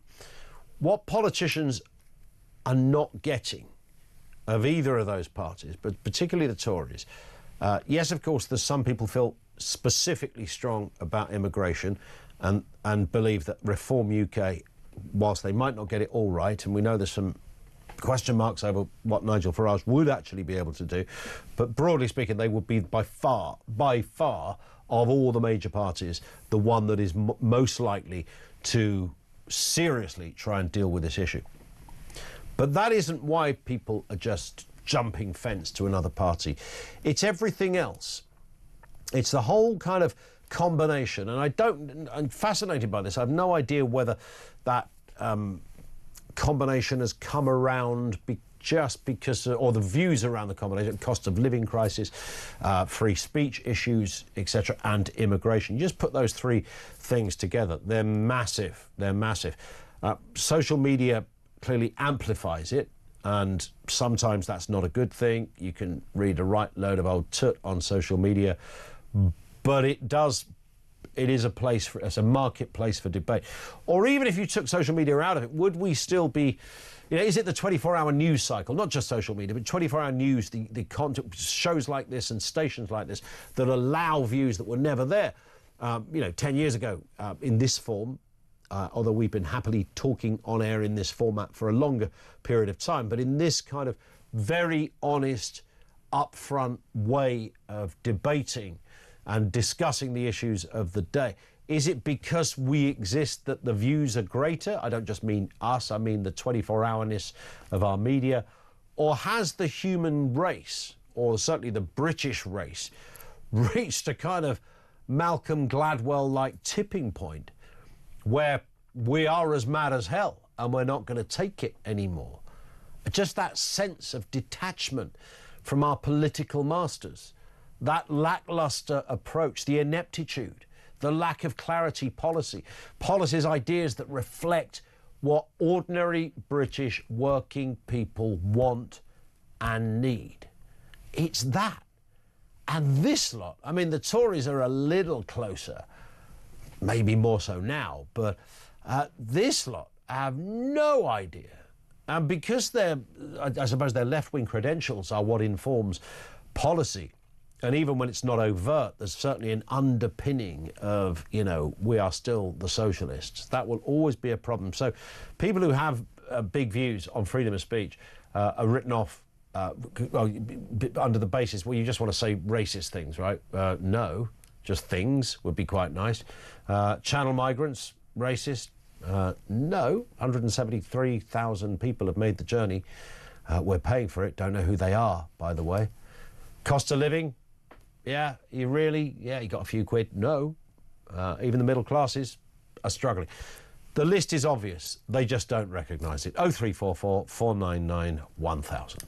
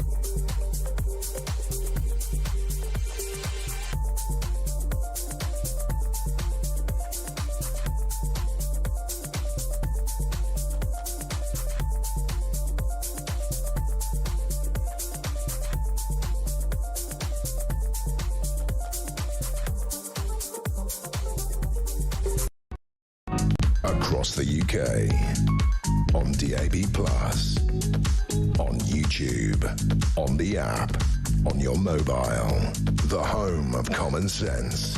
This is Talk. It is Talk 25 to 3. Oh, I've just learned to tell the time. Is it a big hand? Yeah, 25 to 3. Thank you, Dave. Cliff in Berkshire. To be honest, I really believe Keir Starmer doesn't care what plebs think. He comes across as arrogant, lacking empathy. As long as he can touch a few elites on the shoulder or have his belly tickled by Trump, he's happy. Yeah, there is that, isn't there? I think he loves those moments. You know, I'm there, there's me and the President of France, there's me and the President of Australia, there's me and the President of the United States. He's got these relationships with these people. He's on the phone to Trump once a week, you know. That's a happy place for this lot. Completely unaware and out of touch with what ordinary people want and need and require. And it ain't much, by the way. Now, Chancellor Rachel Reeves has called the economy's recent performance disappointing after figures showed it shrank unexpectedly in May. The economy contracted by 0.1%, according to the ONS. This is clearly more evidence of what we're talking about. It feeds right in to the same problem. So we've not just got an economy where politicians are doing very little, we've got an economy that is shrinking while it does very little. We'll come back to that. Now, Labour is facing a backlash over plans to launch state-funded restaurants as part of the government's new obesity strategy. This comes as many restaurants struggle to stay open following Rachel Reeves' tax raid earlier this year, with more than 1 in 10 being at risk of closure in 2025. This is huge. Let's speak with Alan Simpson, the Chief Executive of UK Hospitality. Alan, good afternoon to you. Hello, how are you? Very good. Nice to have you with us. I mean, look, it's always been a difficult industry. Those that work in hospitality know that. They go into it knowing that, you know, you have to work hard to make things work. So the last thing you need are any other sort of extra factors thrown in to the mix to impede what is already a challenging profession. We know the cost of living is an issue. We know the cost of supplying services is an issue. We know staffing is a big problem.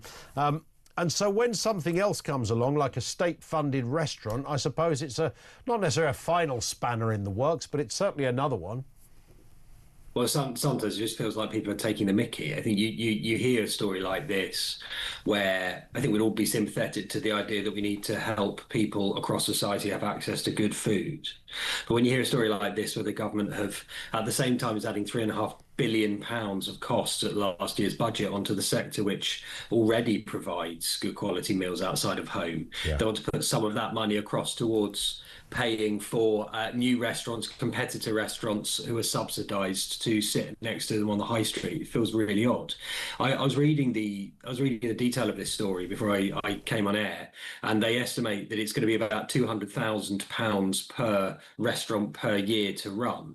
That is the total business rates tax bill of 4 smaller restaurants. Wow. So you've got 4 restaurants in a row paying all of their tax bill in order to subsidise a rival in the 5th building. Owned by the state. state. That is frankly crazy. Yeah. What is the as far as you can ascertain on this, Alan? What's one of these state restaurants gonna? Not steak restaurants, state restaurants. What's it gonna look like? Well, it won't be selling steak, I wouldn't have thought. I mean, no. I think these will be fairly basic. I do have some sympathy for the idea that, you know, having a way for people who don't have enough money to go out for dinner very regularly can go and eat well. I think that's not an inglorious place to want to be. But we should try and get to a place where the market is able to provide it, because it'll be more sustainable. It won't be reliant on whether or not the next set of politicians thinks it's a good idea or a bad idea. And it won't be pushing people who already work in these businesses out of business. You know, it is worth saying that it is incredibly expensive now to run a restaurant on a high street. The tax bill on a high street restaurant is twice the tax bill of a major bank as a percentage of their profits. We already make it incredibly hard to run these businesses, as you rightly said a couple of minutes ago. And the idea that we would have a state-run rival next door just seems incredibly strange. Yeah, it's very odd. I was just trying to think of all the imaginative names we could come up with for, you know, will they be named after cabinet ministers? Who knows? You know, Rachel's cabinet. I don't know. Angela's rolls, perhaps. But listen, I mean, we spoke this week, or we learnt this week about, which is an ongoing story, the amount of pubs that close down in this country, which is just a devastating figure, huge amount of employment involved in the pub trade. What about, how are restaurants faring, as far as you can tell, Alan, in this respect? Because it's not easy to run a restaurant, and it's hard to make money out of running a restaurant. Yeah, I think the whole of the hospitality sector is struggling, frankly. This is a sector that last year, when the budget hit, was growing 6% year on year, the fastest in the economy. And it's been hit, whether that's a restaurant, whether that's a pub, really hard by the budget. You know, it's an expensive environment for us all to operate in. It's an expensive environment for us to pay our bills at home, isn't it? Yeah. But in the months from the budget last year to May, the sector lost 69,000 jobs. In the same period the year before, it gained 18,000. The only difference is the changes that were made in the budget. And let's be clear, those changes are made in a direct way, where the Chancellor knew full well she was putting more taxes on the high street in order to protect sectors like medtech, fintech, biotech, that they think are the industrial sector strategies of the future. But, you know, you're not going to get jobs in towns and rural communities and coastal communities up and down the country in fintech. You can get them in restaurants. And if we stop taxing those jobs out of existence, people won't need to go to the high street to a presumably pretty bad state-funded restaurant. Indeed. It's all obvious stuff. What's annoying about these stories is really obvious. You don't even need to be in the trade to see the pitfalls and the problems. No, I think that's right. It's intuitive to all of us, isn't it? That if you're desperately trying to run a business and you run a little Italian restaurant in the middle of, I don't know, Stirling, and that restaurant's been open for 20 years, you and your wife run it, your kids worked there before they went off to university and all the rest of it, that normal story. Yeah. And then next door, a cheaper restaurant subsidised by the government using your profits opens. How are you going to keep going? Yeah. And I would invite any politician watching this, and I know many do, to, over the summer recess, alongside your holiday, you deserve a holiday, but alongside your holiday, go and visit your local restaurant, go and visit your local cafe and ask them how they feel, because the answer will be pretty bruised. Yeah. And if you don't know how to get that done yourself, come and talk to us and we'll introduce you. Good work. Nice to hear it. Alan, great. Thank you very much indeed for your time, sir. Alan Simpson is the Chief Executive of UK Hospitality. Just laying it on the line as to the kind of challenges. And you do wonder, the big boys, the big chains will always have a dominance because they can afford to do it. Your Pizza Expresses, Wagamamas, those kind of places. So I get that, but there's always room for independence. They're great. There are fewer of them than there used to be. And it's more challenging than it ever was. More comment coming in from you. Phil in Bedfordshire referenced that stabbing of a man, which is suspected because of a Rolex potential theft. To steal something for profit, you need a market. Every Rolex has a serial number. If someone is harmed during the theft of an item and you receive the goods, then you should be culpable of that crime by way of agency. Suddenly the 5K Rolex doesn't seem such a bargain anymore. Good point, Phil. One from Brad in Cambridge. The main difference between Reform and other parties is intent. Whatever they may or may not be able to achieve, we at least believe that they actually want to achieve it. The Tories just talk about it, and Labour don't really want to do it. That's why I'm a Reform for the duration, says Brad. And indeed, I'm setting up a party, by the way, and trying to get all your ducks in a row. I mean, think, the main political parties, Tories and Conservatives, have been around for, over 100 years. So they've got form. They know how it works, and they know all the pitfalls. They have systems in place. Reform, despite having some, pretty giddy backers in terms of the money, are still new on the block. We saw at the last election where there were a lot of, candidates that probably shouldn't have been selected. That was really hard to put all that together. So, some dodge pots, and they try to winkle them out. There'll be others. Running councils is new to them. It's brand new. Democracy sometimes is brand new. So, yeah, you'd have to give them, like you would any other party. I would say this about, the Green Party. I'd offer them the same understanding. If you suddenly find yourself doing well, it's going to take time to put systems in place against the major political parties who've been there for a century, for God's sake, or more. So, yeah, I'd cut slack on that one every day of the week. But despite that, and I think people understand it, they are ahead of the polls, Reform. Well ahead on the polls, but they absolutely need to keep in check the way it's going as we get towards another election, how that's going to pan out, the meat on the bones of policy, real defining meat on the bones, the guarantee almost that the people lined up to represent in different communities haven't just walked out of jail for beating up their partner or some other horrendous crime, aren't formally associated with someone whose day job used to be supplying weapons to the underworld in the capital city. I don't know, whatever, you know what I'm saying. They've really got to get that in order. Let's go to Roger over here in Cheshire. Roger, what are you thinking? Good afternoon. Hi, I phoned earlier actually about the the one in, one out thing. Yes. What are your thoughts on that? Well, first of all, there's going to be a whole raft of people who object to this, like they did to Rwanda, and some time ago now, didn't we have a floating barge? Yeah, we did. The Bibi Stockholm, that was there for a bit. Everybody complained about that. It was a breach of people's human rights, even though we'd previously had the military living on there.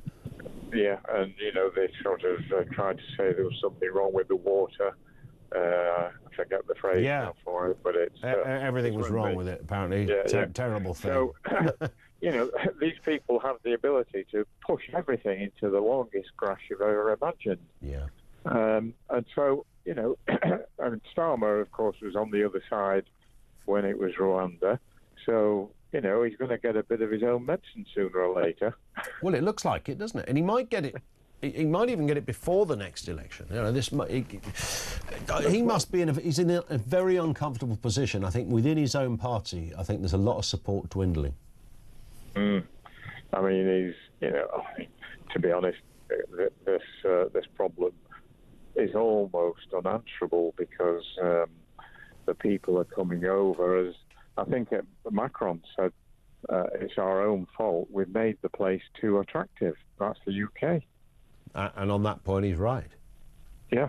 You know, I mean, why wouldn't they want to? It's way too attractive. And as Charlie, I think it was our previous guest, made the point that, you know, when people talk about putting, you know, having a tented area for people who are looking for asylum, everyone loses their minds. Well, you can't put people in tents, but I mean, that's where people are living in Calais at the moment, in tented communities.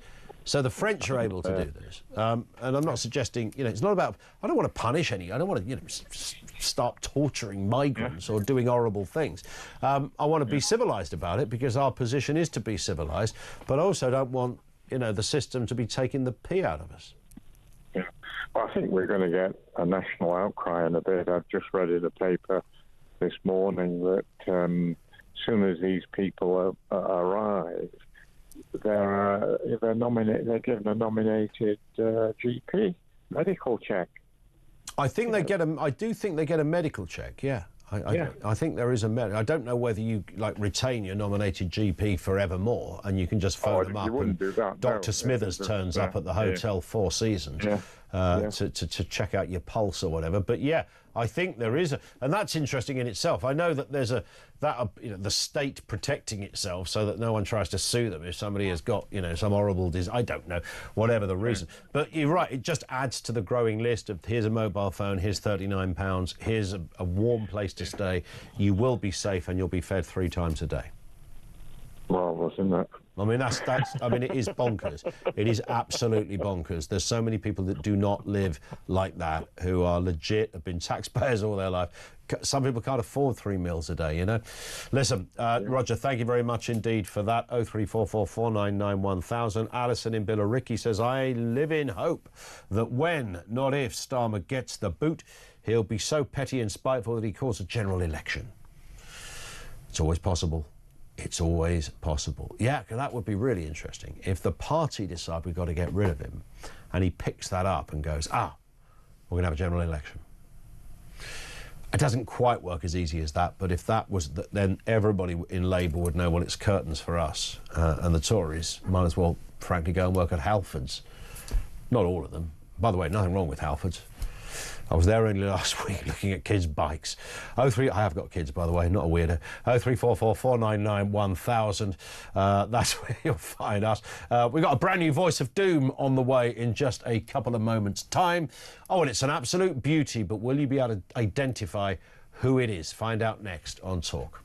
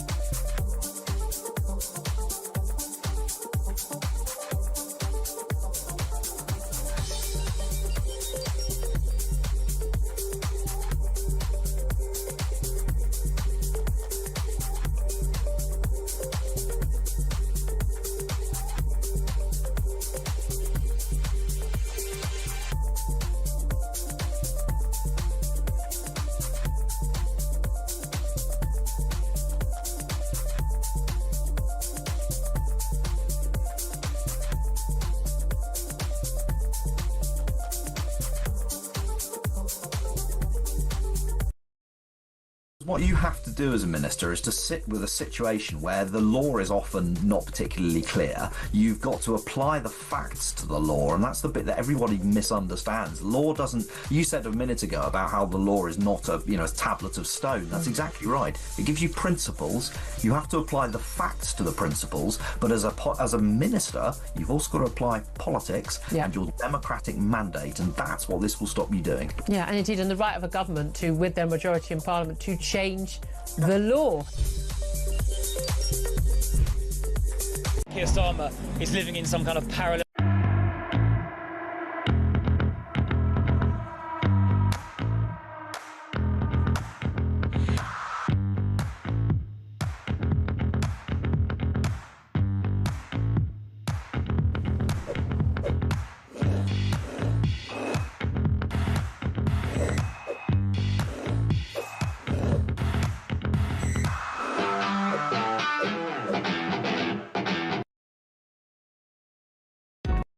Across the UK, on DAB+, on your smart speaker, on your smart TV, and on your side.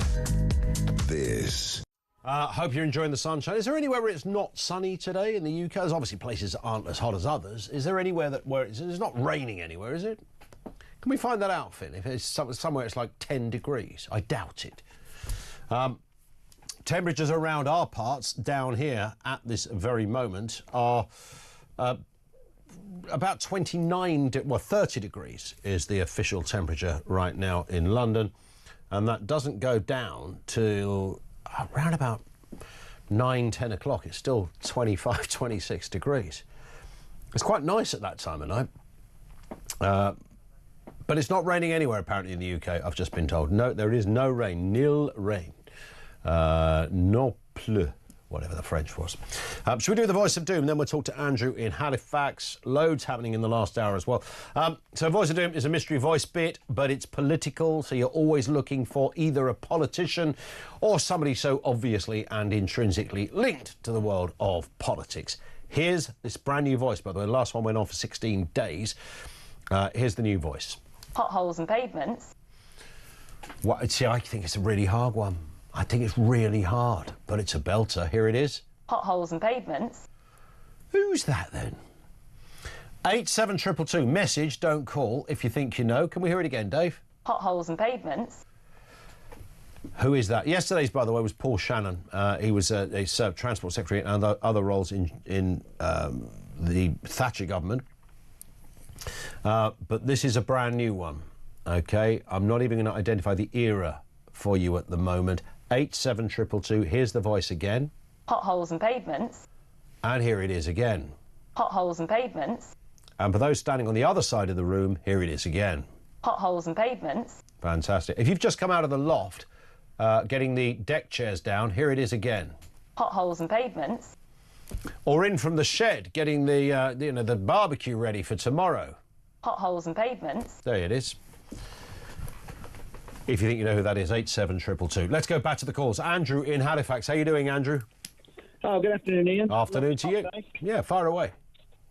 Right, so if you really want to know what's wrong with our political class, encapsulated into one event, look at the outrage of the last couple of days. There have been more anger and more protests and more denunciation over a bonfire in Northern Ireland with some mannequins on than there has about the invasion that's been going on now on a daily basis to our country for the last 6 years. More politicians have finally got animated about something in Northern Ireland, and it's not about the actual issue, it's about the reaction to the issue.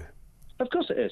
Because it's anything, it's all performative. What was happening with Emmanuel and Keir and Corbyn in the Crown, as I call the king these days, over the last few days, it's just been performative nonsense to give the illusion that there is a problem that can be solved by their methods and their methods alone, when everybody knows that the only way this can be solved is by methods far, far tougher than anything our political class is prepared to contemplate.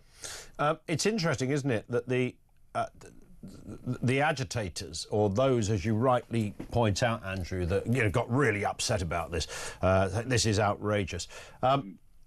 failed on a number of levels because this wasn't about.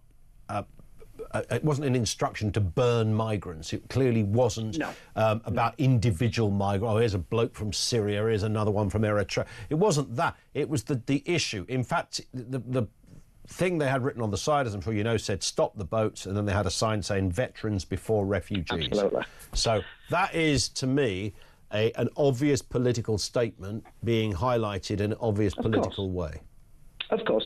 And I mean, if you really want to know about the parallel universe situation that exists in Northern Ireland, their First Minister is a member of a party that supports and has supported and given succour to a terrorist organisation that actually used fire to incinerate 12 people to death at Le Mans Hotel in 1978. Yeah. And they're lecturing us about morality. You couldn't make it up. You really couldn't make it up. And when police start saying this is a hate incident, and authorities or campaigners say that it's a despicable display of hate, then that's the kind of upside-down world we're in, because no real people think that. No. Just half-wits think that. Exactly. And what I'd implore people to do when they have a bit of spare time is to have a look at some of the fabulous YouTubers that go around and document a lot of these problems in real time. The blight of our city centres, like Manchester Piccadilly Gardens, Central London, Bradford. And to see the third world dystopia in real time, and then come back and tell me that they are prepared to be spoken to in some condescending fashion by either the President of France or our own so-called Prime Minister. Yeah. That man could not break the model. That guy couldn't break wind without soiling himself. It's pathetic. There it is. I love it, Andrew. Thank you. A nice, profound point to finish on. Stand by. Lots to come in the next section right here on Talk. And, of course, we continue with your calls. We will talk about Kemi Badenoch's position on welfare in just a couple of moments as well. And the voice of doom. Potholes and pavements. Who's that, then? Here's the news.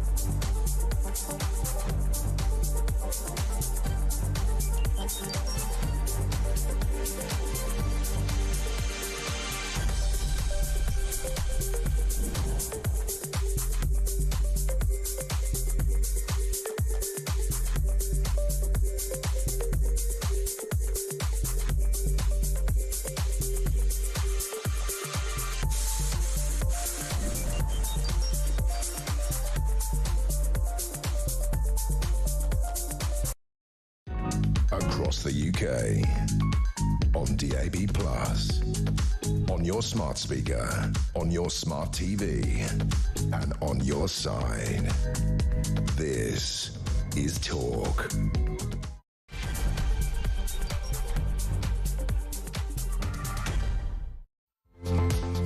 It is Talk, 03444991000. Boy, we got a lot to get through in this section. We're going to give it a good go. We've got about 57 minutes to try.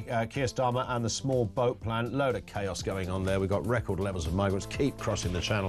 573 yesterday. As he was speaking, purporting to solve the problem, about 50 miles away, down there across the channel, 573 young men, mostly, were crossing the channel, waving at the drones as well, going, "Ah, yeah, here we come." Really?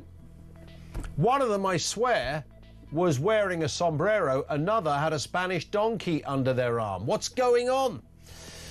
It's a weak one-in, one-out deal that he's carved out with Macron, and we are asking that fundamental question. Do you have faith in this government to solve the problem, in Starmer's immigration plan?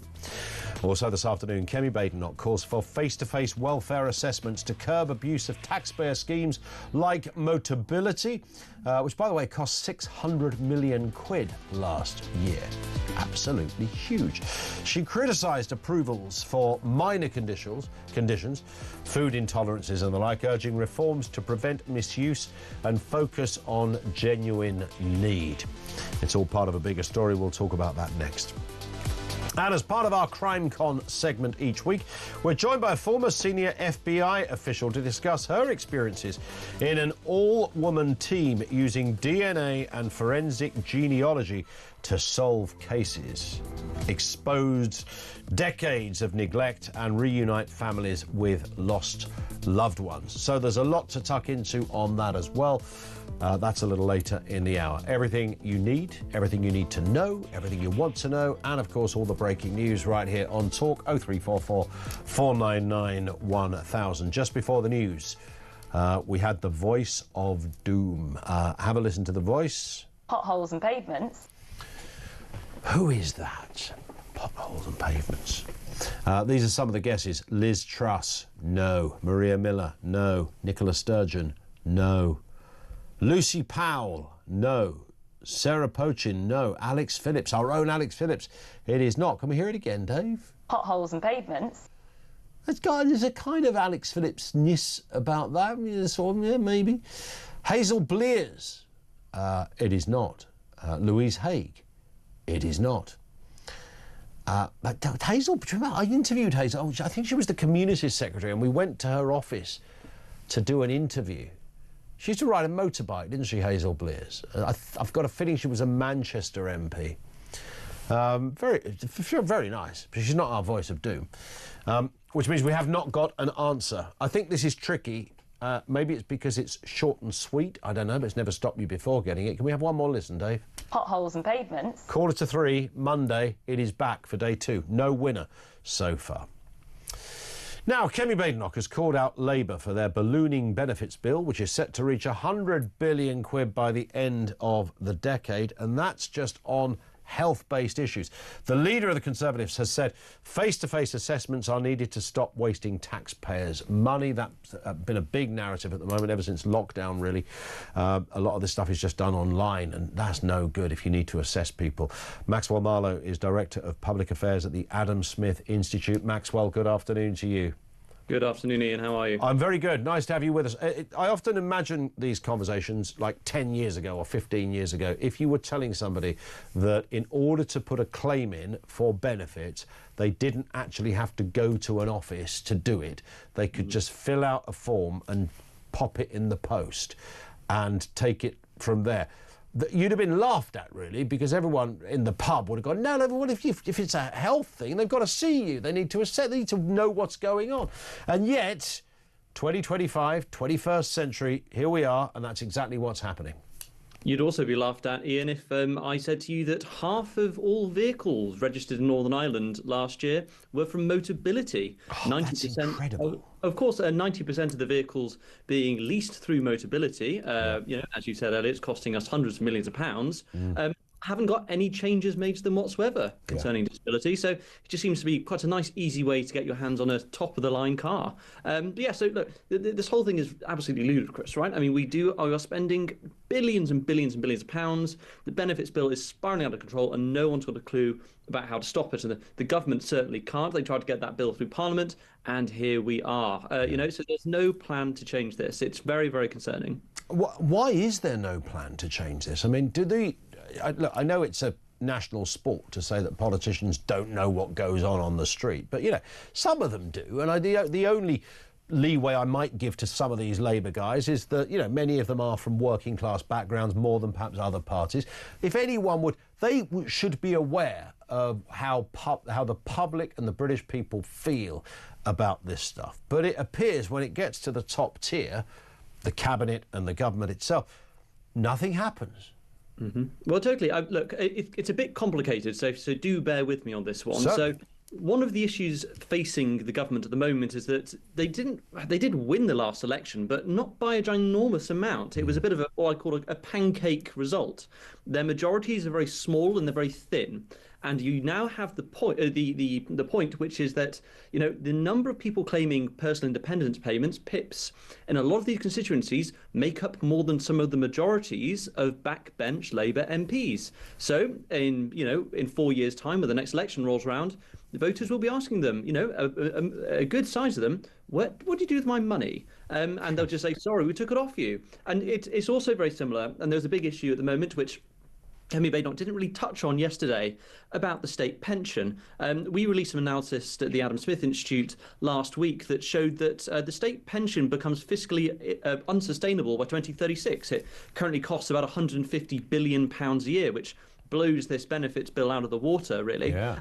And no one's got an answer of how to fix that. And, I've spoken to lots of politicians on all sides of the House of Commons, even the House of Lords, and nobody has the appetite for saying, we do need to bring this under control. So it's a matter of strategy and politicians telling the truth. There's no money left, and, people are going to have to suck that up, unfortunately. You see, we asked a question yesterday, what is the end game of the welfare system? Based on precisely scenarios such as that, Maxwell, where, without sounding like a conspiracy theorist or some kind of catastrophizing dodgepot, the fact is you cannot maintain that level of spending, which is growing, not just because, X amount of people getting up, population grows, etc. So many factors. It's growing exponentially, and no one has the right answer or any answer as to how we deal with it. Absolutely. I'll quote Lord Willits, who's a Conservative peer. Yep. He says, we're struggling at the moment to even service our national debt. It's about £111 billion a year in interest payments we make to different countries and to banks and whoever else buys our gilts. That's a ginormous bill. And, the OBR has shown that that's just going to spiral out of control. So that's money you will never see. When you're paying the tax on going down to the shop, buying your groceries at 20% VAT, you're getting your pay packet through, you want to move house and pay stamp duty, all of that tax money just leaves and goes somewhere else. So never mind the benefits bill here, Ian. We're approaching a debt crisis, and I wouldn't be surprised if there are meetings going on at the World Bank to come in and bail out Britain one more time. Yeah, where are we compared to other nations in that respect? Because, every now and again I keep seeing a politician say, of the G7 countries, we are here, and, they're nowhere near. Germany are flagging behind us in a terrible state. What's the reality of that? So a lot of the Western countries are in a really bad state at the moment. We can see with, for example, Donald Trump saying he wants to start paying down the debt. That's really important. And there are big criticisms about the credit rating and the credit worthiness of the UK. And what that means essentially is, do international financiers, the people who buy our gilts and bonds, do they trust we'll be able to pay them back? And at least we can see, at least in the UK, that our gilt yield, which means essentially the amount that that we kind of owe on each of these gilts, that's been going up quite significantly. And I believe it's a bit higher than Liz Truss's mini budget, which is the very thing that toppled her. It's quite similar across a lot of the West, and it's getting really, really concerning. And we see people like Javier Milei in Argentina taking really drastic but successful actions. We're going to need a bit of that in the next few years, but I'm worried that none of the politicians have those answers. Final one just to look at here as well. West Streeting launching a pilot scheme to encourage GPs to refer patients to the gym rather than issuing a sick note. I mean, I like the idea. I don't think it's entirely new, by the way, but will it work? It may do. The issue we've got, though, is that it's essentially kind of an expectation that when you go to the doctor and you say, well, look, I'm not feeling very well and I've been feeling a bit sick for a while, you're expected, I've paid my tax, I'm expecting good treatment from the doctor, that essentially that sick note culture will continue. And there was there's an investigation recently, but you can basically just pay a doctor to sign a sick note for you, and off you go. You're perfectly fine. There was a story as well that a civil servant had started his own bakery after taking months worth of leave from work, and that's been found and he's been sacked. But this sort of stuff will continue. Now, prescribing people to the gym, that's going to be a bit difficult. I don't think gyms will be overly happy, especially people who pay their own money to go to the gym. That's going to be quite hard to sort out. So the logistics of that need to work. It could happen, but at the end of the day, though, Ian, one of the things we've got to come, and have a conversation about is the fact that you and me both, really, our jobs are basically sat behind desks doing a lot of mental labour and thinking and talking. Very different from 50 years ago when people were out and about and doing a lot of manual labour. That conversation does need to happen, and exercise, I think, is the key to this. But I'm just not sure a government-led solution, as with anything, is the solution. Well, government gyms, government restaurants, I'm not liking the sound of this. I can see where it's kind of going. Listen, Maxwell, always a pleasure to have you on, sir. Thank you. Maxwell Marlowe, who is Director of Public Affairs at the Adam Smith Institute. Great one here from Fabrice in Chatham, who says the immigration issue is so simple to resolve, it's ridiculous. We have loads of islands off our own coastline. We put temporary camps on these islands and send all illegal migrants there to be processed. It's made clear they won't set foot on mainland UK until we know who they are and why they're here. If they refuse to prove their identity, they'll be there for a very long time. The Human Rights Brigade couldn't stop it because they're all in the UK and being looked after, and they're only being detained because they are criminals, as in having arrived illegally. The boats would stop very quickly, I assure you. It's a good point. It was not lost on me either when I'm in Australia, when we spoke to the former Australian Foreign Secretary, Alexander Downer, earlier in the show, and he made the point that actually they're able to do it in Oz because they use the country they used to process in, Nauru, was it? Nauru, I think, was their chosen country. There was another one as well. So because it's an independent country, they're never in Australia or even on Australian soil. So they simply go somewhere else. But of course, the Australian government will still be paying for it. They've got to pay for all of that, but seen as cheaper than perhaps doing it any other way. I don't know. Let's go to Jill in Cornwall. What have you got for us, Jill? Good afternoon. Oh God, I seem to be moaning continuously about this. Right. I can't understand why we keep sucking up to the French all the time.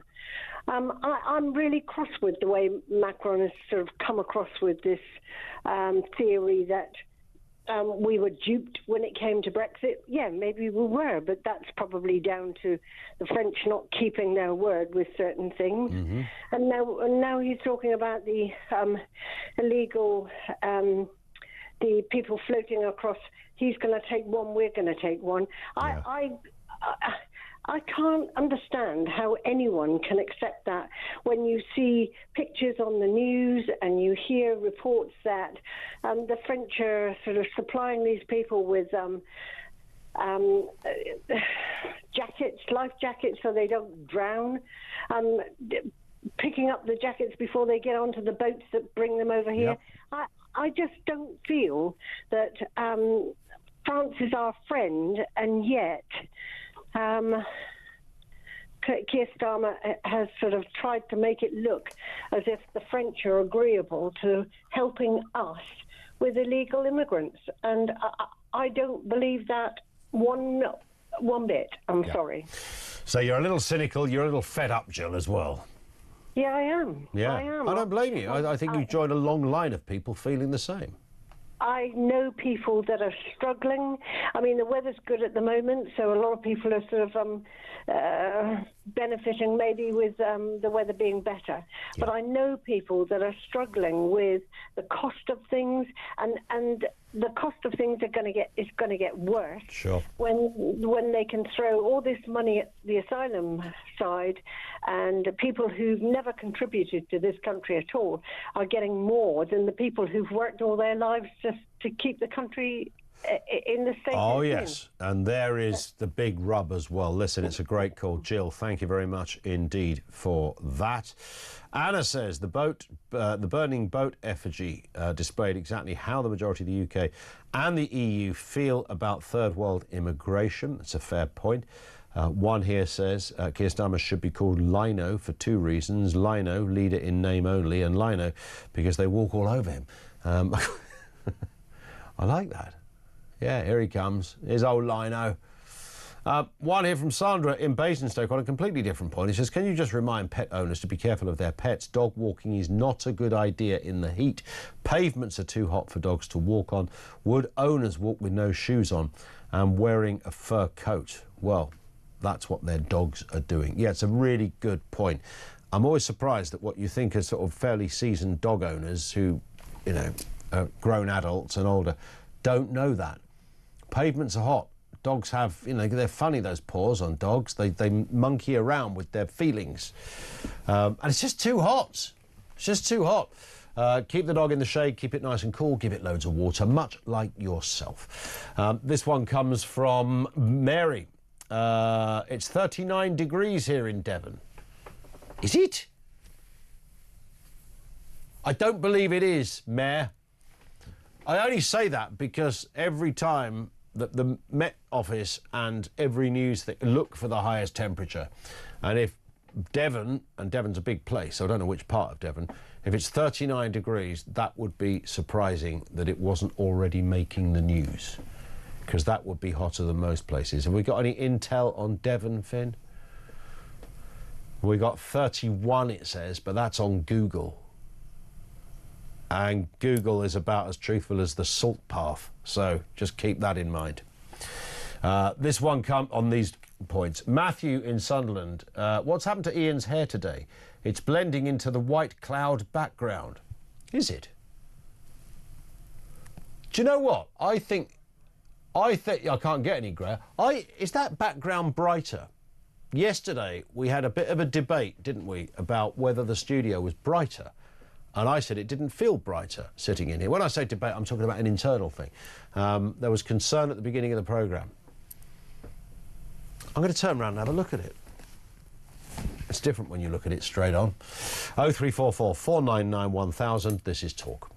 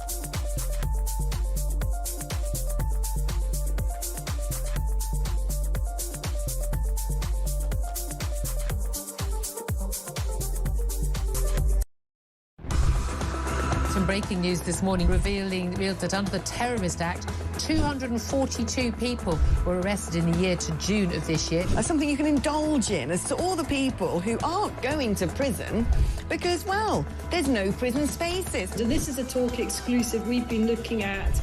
I said, you take these cuffs off me and speak to me like a human being rather than a common criminal. You're just left wondering, does these people who lead us actually hate Britain? Yeah. Do they not love our country and everything that we've stood for?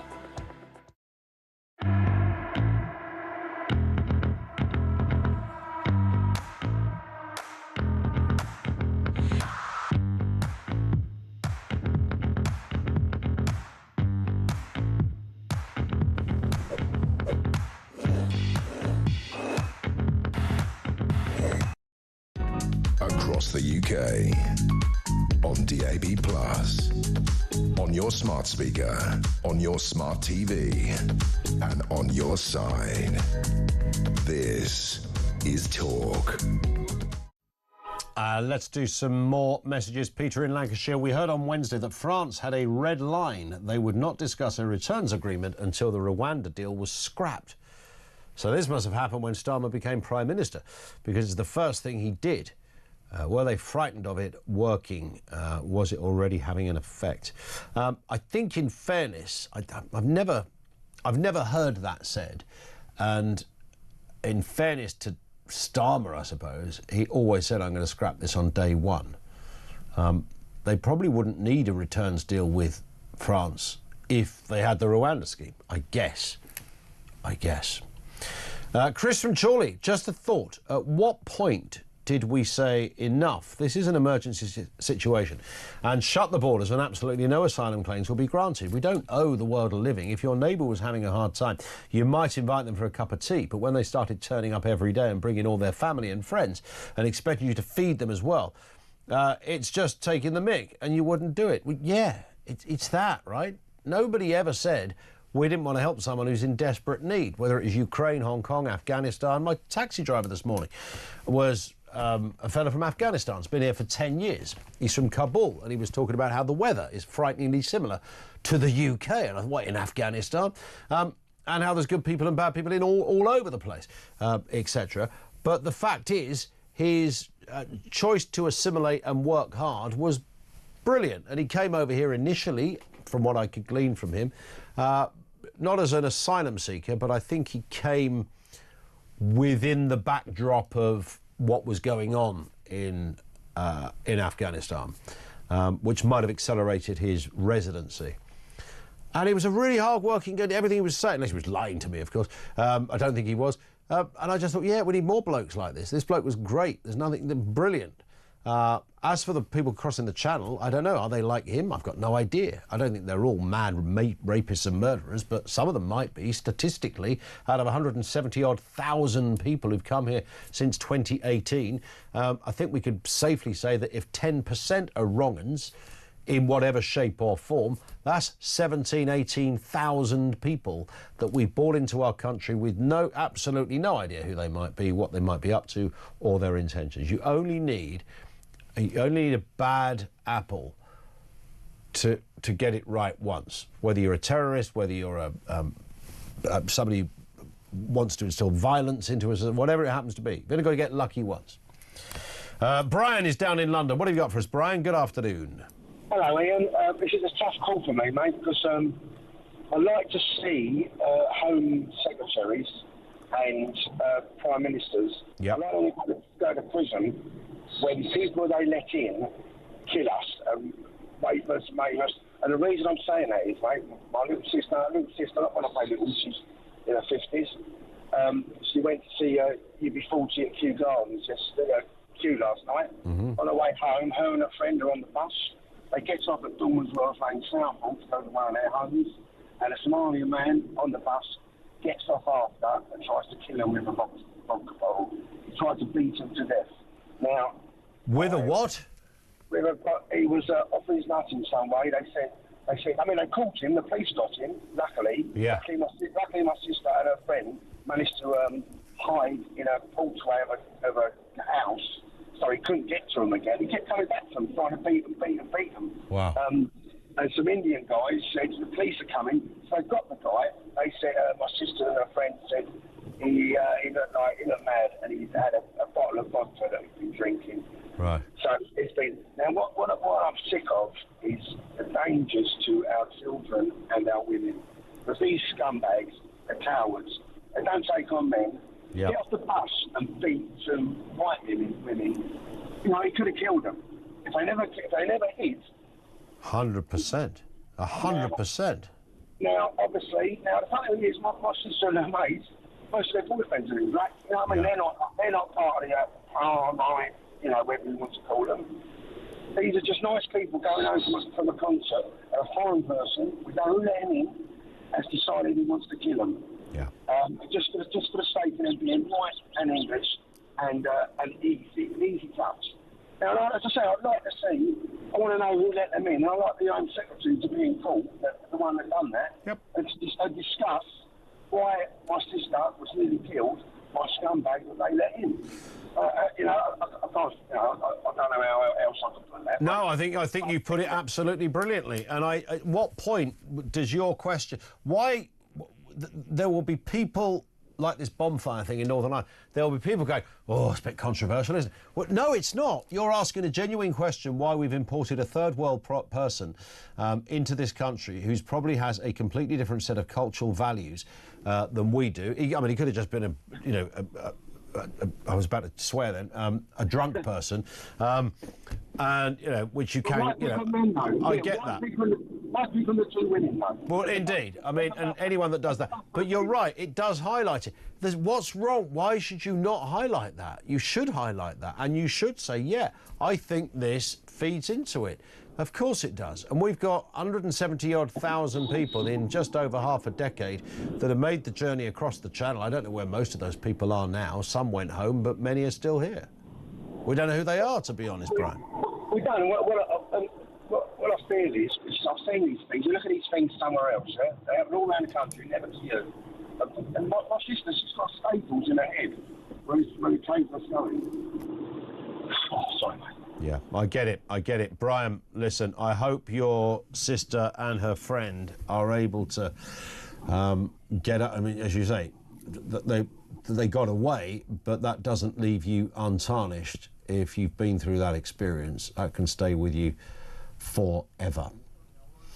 Alan says, easiest way to stop the boats is to stop the benefits. No benefits for anyone until they've been a net contributor for 5 years. No hotels, no medical, no cash, no phones. They will stop overnight is the issue. Then, of course, you end up with another one. So that would mean we'd have no immigration policy in this country, and that would probably make us the only country in the world. I don't mind having an immigration policy if it's not abused. Do I want to help somebody from a war-torn country? Yeah, I do. I mean, you have to ask a lot of questions to get there. We've always done it. We did it with Ukraine, Afghanistan to a degree, Hong Kong to a degree as well. And these are just sort of recent examples. Thank you, Alan, for that. Gordon says mobility cars are electric cars. The government are using these figures to bolster their electric cars are selling well scam. Thank you, Gordon, for that. You might be right. Dan in Tunbridge, 1 in, 1 out is just an extension of Labour's stupid commitment to net zero. Zero deterrent, zero results. Graham in Welling, 1 in, 1 out should be when a human rights lawyer saves someone from deportation, then the lawyer is the one out. Yeah, you could do it that way as well. Love it. We've got CrimeCon coming up in a couple of moments' time. It's a great story. Find out more in just a few moments. It's 3:30. This is Talk.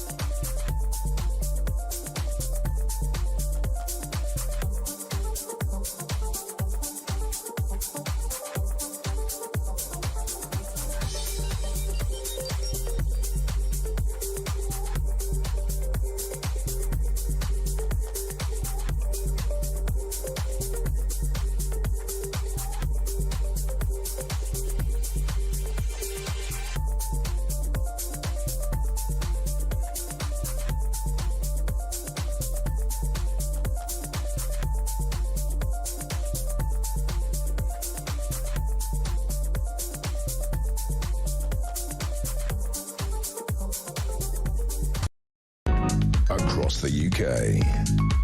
On DAB+, on your smart speaker, on your smart TV, and on your side. This is Talk.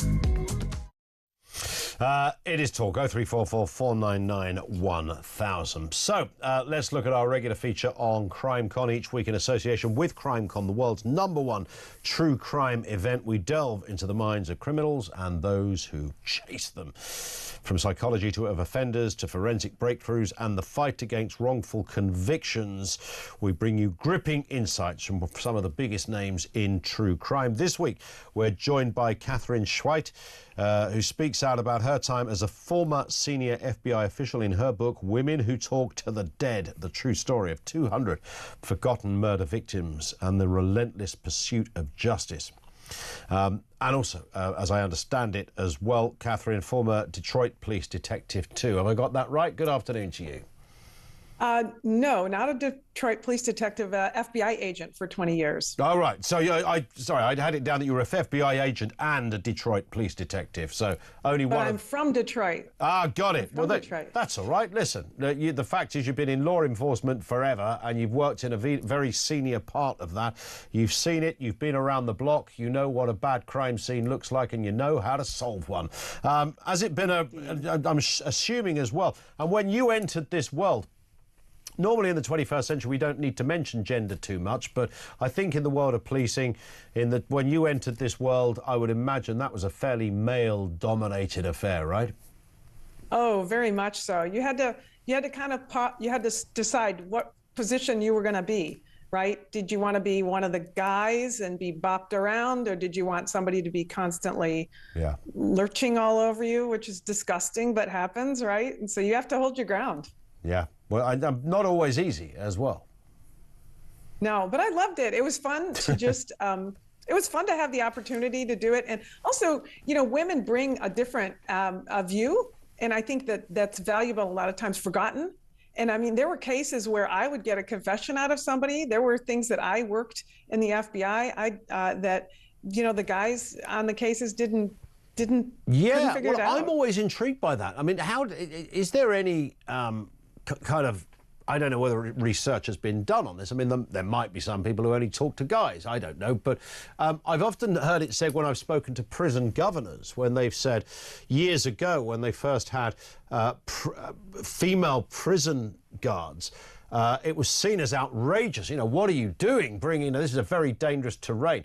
And it turned out to have the very opposite effect and actually caused a sort of a veneer of calmness across certain wings, not with all prisoners, but there was a difference because it was female, not male.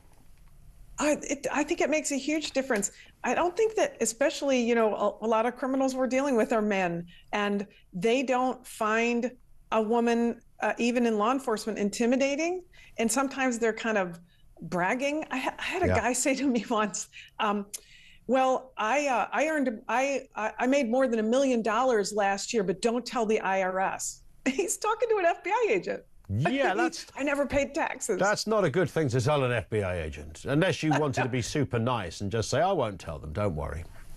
Yeah, they do. I know that. Well, which is, of course, probably what I said, right? I was like, your secret's safe with me, buddy. Indeed. And then I sent him to jail, right? So I think they don't find us intimidating, so they'll say stuff to us that they wouldn't say to guys. Yeah, I think, I mean, that's pretty easy to follow that, and I guess that happens, and certainly with this book, Women Who Talk to the Dead, this is a mission, as I understand it, has gone on over many years, trying to sort of match cold cases, cases that previously were unable to be sorted and solved, but DNA matching and all sorts of other progress has meant that you've been able to at least try. Is that about right?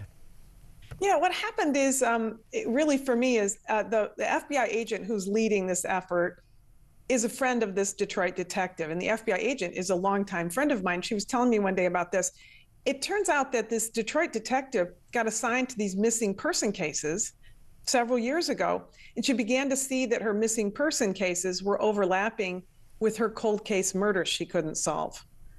And it was frustrating to her. And she went to my friend Leslie Larson and said, I'm calculating that we have maybe 300 cold case murders, and about 200 of them we don't know. And when I say cold case murders, I'm sorry, I should back up and say every one of them was an unidentified victim. Right.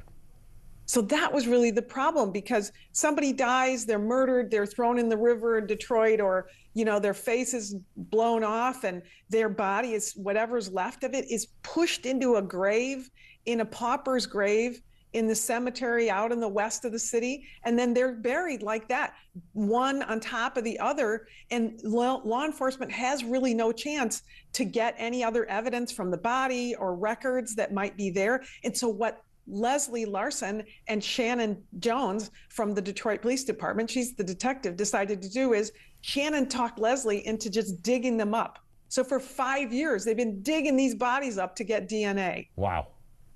It's pretty crazy. And it's hard enough, isn't it, when you have a name but no other detail, but to have no name at all, I mean, that's a whole different ballgame. Yeah, it's, you know, having worked, I was a prosecutor in Chicago before I was an FBI agent. It is so hard to work a case when you have an unnamed victim. You don't know what doors to knock on. Nobody's coming to you saying, hey, my mom's missing, my brother disappeared.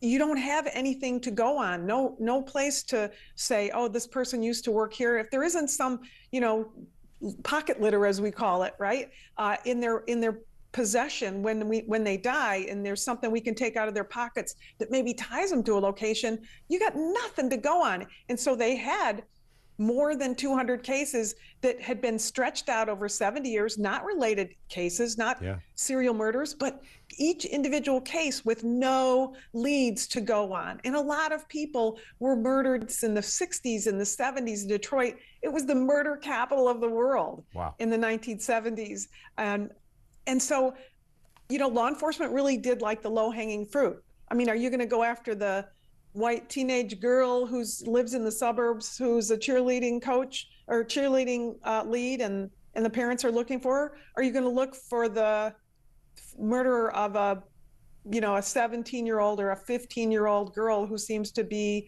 from a minority group and a runaway and found on the street? Yeah. In terms of success, tell us a little bit about that, Catherine, because, you know, finding and identifying a body is one thing, but taking that to its next conclusion, you know, what happened and who was responsible is quite another. Absolutely, right. So the biggest thing, I think, that I was surprised even myself when I started to interview, I spent all this time, the photos you're seeing, I spent a lot of time out at the cemeteries seeing how they did this. I really wanted to tell the story of the women and the people who were doing the work and decided to do it, because that story's really never been told. We hear about exhumations, but then it leads to some conviction. What we never hear about is, how do they get the bodies? How do they get the DNA? And so far, they've actually dug up 220 bodies and pulled bones, and all of those bones have then had to go to laboratories, some of them FBI laboratories, to get the DNA. And they don't even have all the results yet. So put the book together saying, here's where we are, and then I'm going to have to follow it up with, here's how they solved and what they solved. But they have identified their about 30 some victims have already been identified by name and reconnected with family members. So that's the most astonishing part. Shannon knocking on a door saying, your mom was pregnant with you when you disappeared. Your dad disappeared. The reason he disappeared is he was murdered down in Detroit. And let me tell you where he's buried. So there's going to be some sad conclusions, naturally, to this. Whilst it is, you know, clearly a massive step to be able to identify someone, the story, it does take on those tentacles of, you know, families ripped apart, bereavement, people who were hoping maybe for, you know, one day they'll hear a good story, but then they hear a knock on the door, which is not so good. I suppose as well, in your world, crime fighting through advancement in technology, has been huge at that time. It's accelerated at such a rapid rate as well. I mean, DNA we know about. There's all manner of other things that can happen. You haven't just got to watch CSI to know just how advanced things are these days, right? Right. When I first started in court, you know, they didn't have DNA, but there were so many other technological things that, you know, fingerprints where you just got with ink. Now you can get a fingerprint off of something that's a gun that's in the water. Right. Yeah. I mean, you can do incredible forensic work, and what they're able to do with these cases, you know, as an example, you know, one of the victims that they've already identified, reconnected with the family members and solved the murder is the murdered victim was strangled, cut into pieces, and left in a building that they lit on fire. Like, how do you identify that? Yeah. Technology, right? Forensic work, the work that we really could never do before. And that's the amazing part of these stories. Absolutely. I was watching a crime thing. It was about a British case, but, you know, some cop came on with, I don't know what the heck he had in his hand. He was firing this light at a wall, and it showed up. I was straight onto Amazon, to be honest, Catherine, seeing if I could buy one of these things. It was like a proper boy's gadget. I thought, this is amazing. They probably cost about $10,000 or something. But nonetheless, to see a crime scene to what it was back in the day, it's unrecognizable, right? Yeah, boys and their toys. That's what we always call them at the FBI, since I'm one of the few. Boys and their toys. Absolutely. But there's nothing more amazing than, you know, now we 3D image a crime scene. You know, when the FBI comes on scene, other law enforcement comes on scene, they bring in the tools to take the whole scene and do all the, you know, the camera work to build a 3D image so they can see where every single bullet goes. I'm a mass killing expert. That's actually my area of expertise, and that's what I work on here in the United States, and what I worked on until I left the FBI. And the shooting at a theater that we had here, hundreds of rounds that go out. Now we can do a 3D projection that shows where every single round goes. I can't even imagine. I couldn't even imagine that when I first started in law enforcement. And now we know where every single bullet is accounted for, whether it's shrapneled or not. It's crazy. It is crazy. Well, listen, Catherine, thank you for speaking with us. We really appreciate your time. Catherine Schweid, who will be there as well, speaking at CrimeCon, the world's #1 true crime event. And, of course, it was a successful weekend a few weeks back in London. The next one is in Manchester on September the 27th this year. If you've enjoyed today's episode, remember you can download and listen to all the Talk Crime podcasts on your favourite podcast app. We'll be back with more from you in a few moments. This is Talk.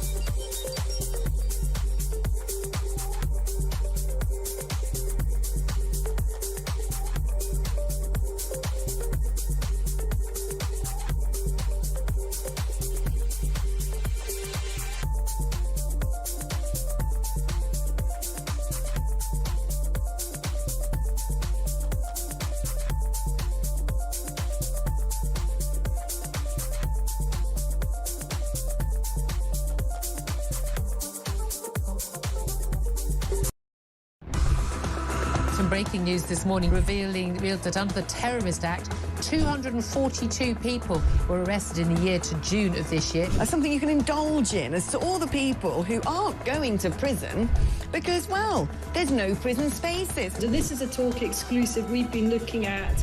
I said, you take these cuffs off me and speak to me like a human being rather than a common criminal. You're just left wondering, does these people who lead us actually hate Britain? Yeah. Do they not love our country and everything that we've stood for? Across the UK, on DAB+, on your smart speaker, on your smart TV, and on your side. This is Talk.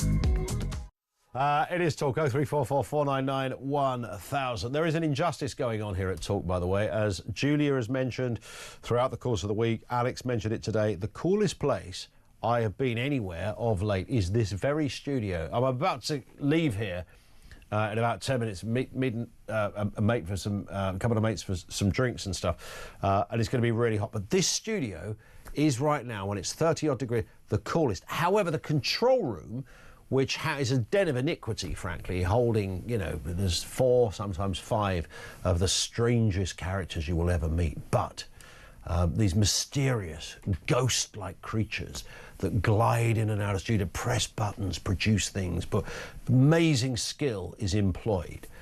But nobody knows anything. A bit like Channel Migrants, no one knows anything about them. Anyway, it's massively hot in there. So they've got, like, they're growing cacti over there, and we're in here with ice pops. That is an injustice, kids. Peter Cardwell will be joining us in a few moments' time. Maybe he can explain the mystery of the Talk air conditioning.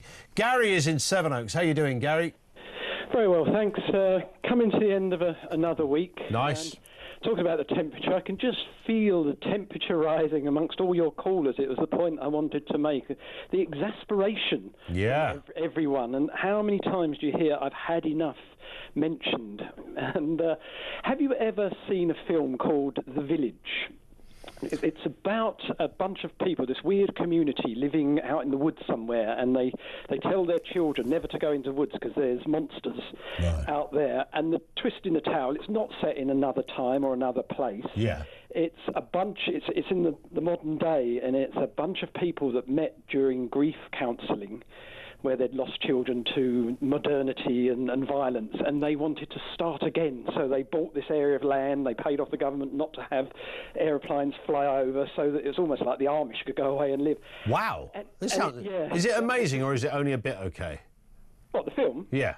Yeah, it's quite a good film because it's spooky up until a point, until the twist is that actually this is all set in the modern day, and it's these people who just want to start again and live life the way they want to do it, where they felt safe and to the set of values that they wanted. And that's the point I'm getting to. Got it. Don't you just feel like you want to do that right now? Yeah. That's how we've just looked it up. It's a big cast. Joaquin Phoenix, Adrian Brody, Sigourney Weaver, William Hurt, Sigourney Weaver. For you, actually, but or the other sort of thing is, if only you could clone this island and just have 2 of them sitting there in the northeast, and on one of them you could call it Brexit Island if you want, that's us, and on the other island you could say, I tell you what, you can turn DEI up so that the needles are right over to the right-hand side. You can smash the gangs by having a ferry that leaves Calais every hour. That's great. On that boat, you can have a processing centre, and by the time they reach your port, they can have citizenship and an arrest to go to, and a couple of lottery cards to, whatever thrown in for the thing. And literally, they could have a Stephen Lawrence instead of weekend, instead of Easter, and a George Floyd instead of Christmas, and they can do all that they want and just leave us to get on the way we want to, as we knew it. And that, to me, is the belly feeling of, I want my country back. So you could I mean, there'd be quite a lot of us up for this. If we wanted to give it a go, Gary, it would be a big old... It wouldn't just be like 5 of us, would it? I mean, there'd be like a few million of us. I think, the Daniel in Epsom and, the Mark in Cheshire and good old Georgina and Lenny, they'd all be there with us. That's true. We could set a little counter. But then do you end up, though, in a sort of Animal Farm territory where everything starts out really well and then suddenly these little divisions begin and one group thinks they've got a better idea than the other group? Well, that's sort of happening a little bit in reform, isn't it? You know, I know it's... Yeah, no, it is. You're absolutely right. It is, in a smaller way, but you're right. I mean, the whole, Rupert Lowe thing, and there's been a few other characters. I guess when you get very passionate people... Yeah. Then... that's how it ends up, right? You know that old programme, Mr. and Mrs., where one went into the booth and had to ask questions about each other. Yeah. You think if you played that game on a political level with all the members of a new party, they'd all answer each other's questions perfectly because they were all on the same page. Correct. But yet they seem to be coming out going, no, oh, we got that one wrong. He was after that and he wanted that. And they just think they're a bit too young to be fractured. Yeah, I get it. Listen, Gary, I'm certainly going to try and watch that film. But listen, thank you for that, Gary in Sevenoaks, on the comparisons, or really just highlighting the sense of, I don't know whether you call it helplessness or just the sense of frustration that we're all feeling. The world is upside down, black is white, night is day. It's just a kind of a playground of insanity that we're in right now. Jason's in Wiltshire. What have you got for us, Jason? Good afternoon. Good afternoon, Ian. Thanks for taking the call. Pleasure. It's regarding your boats thing. Yes. What an embarrassment it is. We're an island sovereign nation. Mm-hmm. We cannot defend our own coastlines. Correct. We should be out of the EU, but yet we're still governed by some European Court of Human Rights. You look at other countries like what Donald Trump's been doing, how he's dealing with his situation. Australia, years ago, when they were just turning boats away. I don't think our government actually wants to do anything about it. They'll talk about it. I don't think they want to do anything. What's the reason, Jason? Because I keep coming back to exactly this same... Digital ID. I think it's going to be... I don't want to be a conspiracy theorist, but I actually think it's going to come to the thing is we can't do nothing about it, and the next thing is they're going to want to start bringing in digital ID, and this is going to be the reason why. But I heard a similar argument when Theresa May got rid of 20,000 police officers when she was Home Secretary. You remember that era, right? Yeah. And lots of people said, well, clearly she's... I mean, this was from a right-wing Tory. Getting rid of police officers. Like, what? Theresa May weren't really right-wing, was she? No, but she was certainly centre-right. I mean, I know she was a Remainer, but she was, in every other respect, she was seen as this kind of fairly tough character. Anyway, 20,000 cops go. Many people at the time said the reason she was relaxed about that is because she knew, give it 10 or 15 years, the amount of technology that there'll be available to policing. They won't need cops. They'll have enough cameras and all sorts of other things, maybe digital ID. But it didn't really come to that, and we had to replace all the cops. So do you think we're panicking unnecessarily about the digital ID thing here, Jason? What, of our communist government? Maybe not. I would be quite sort of quite worried about it, really. Especially, again, I don't want to be a conspiracy theorist, but we still got Mr. Blair in the background. Oh yeah. Although he did say something rather sensible this week, and I can't remember what it was. I'm going to kill myself. Is that what he said? Stop it. I think. Sorry. I think. Sorry, sorry, didn't mean that. I know. It's call it satire, and it did sort of dovetail into what we were saying. I can't remember what it was. It was that interesting, nonetheless. Jason, I've got to move because Peter Cardwell is here. Thank you for that, Jason in Wiltshire. Cardwell's in the house. Hello, Cardi sir. P has arrived. What is happening, Peter? Well, it's all got a bit Pete Tong on this migration plan, hasn't it? This falling apart at the seams, because suddenly we're talking about human rights lawyers, we're talking about the EU might not be particularly happy with it. How do you pick your one person out of like 700? Well, exactly. 573 yesterday. That would they asked the Prime Minister, he said he didn't want to give answers on that. We'll also talk about Richard Tice, the Deputy Leader of Reform UK, criticising the King. Should people have sick notes or go to the gym? And Angela Rayner suspended from a union. Guess what Bob Villan has done? He said, you know what, it might not be the best idea, this guy Pascal Robinson Foster, to shout death, death to the IDF. Maybe that's not a good idea. He hasn't been arrested yet, but he should be. We'll talk about that. Migration is, of course, the big one. The weather as well, I don't know if you've noticed, it's quite warm. We'll talk a little bit about that. We were just saying, in here it's lovely. Out there in the control room, it's a little bit challenging. Yes. It's a little bit like...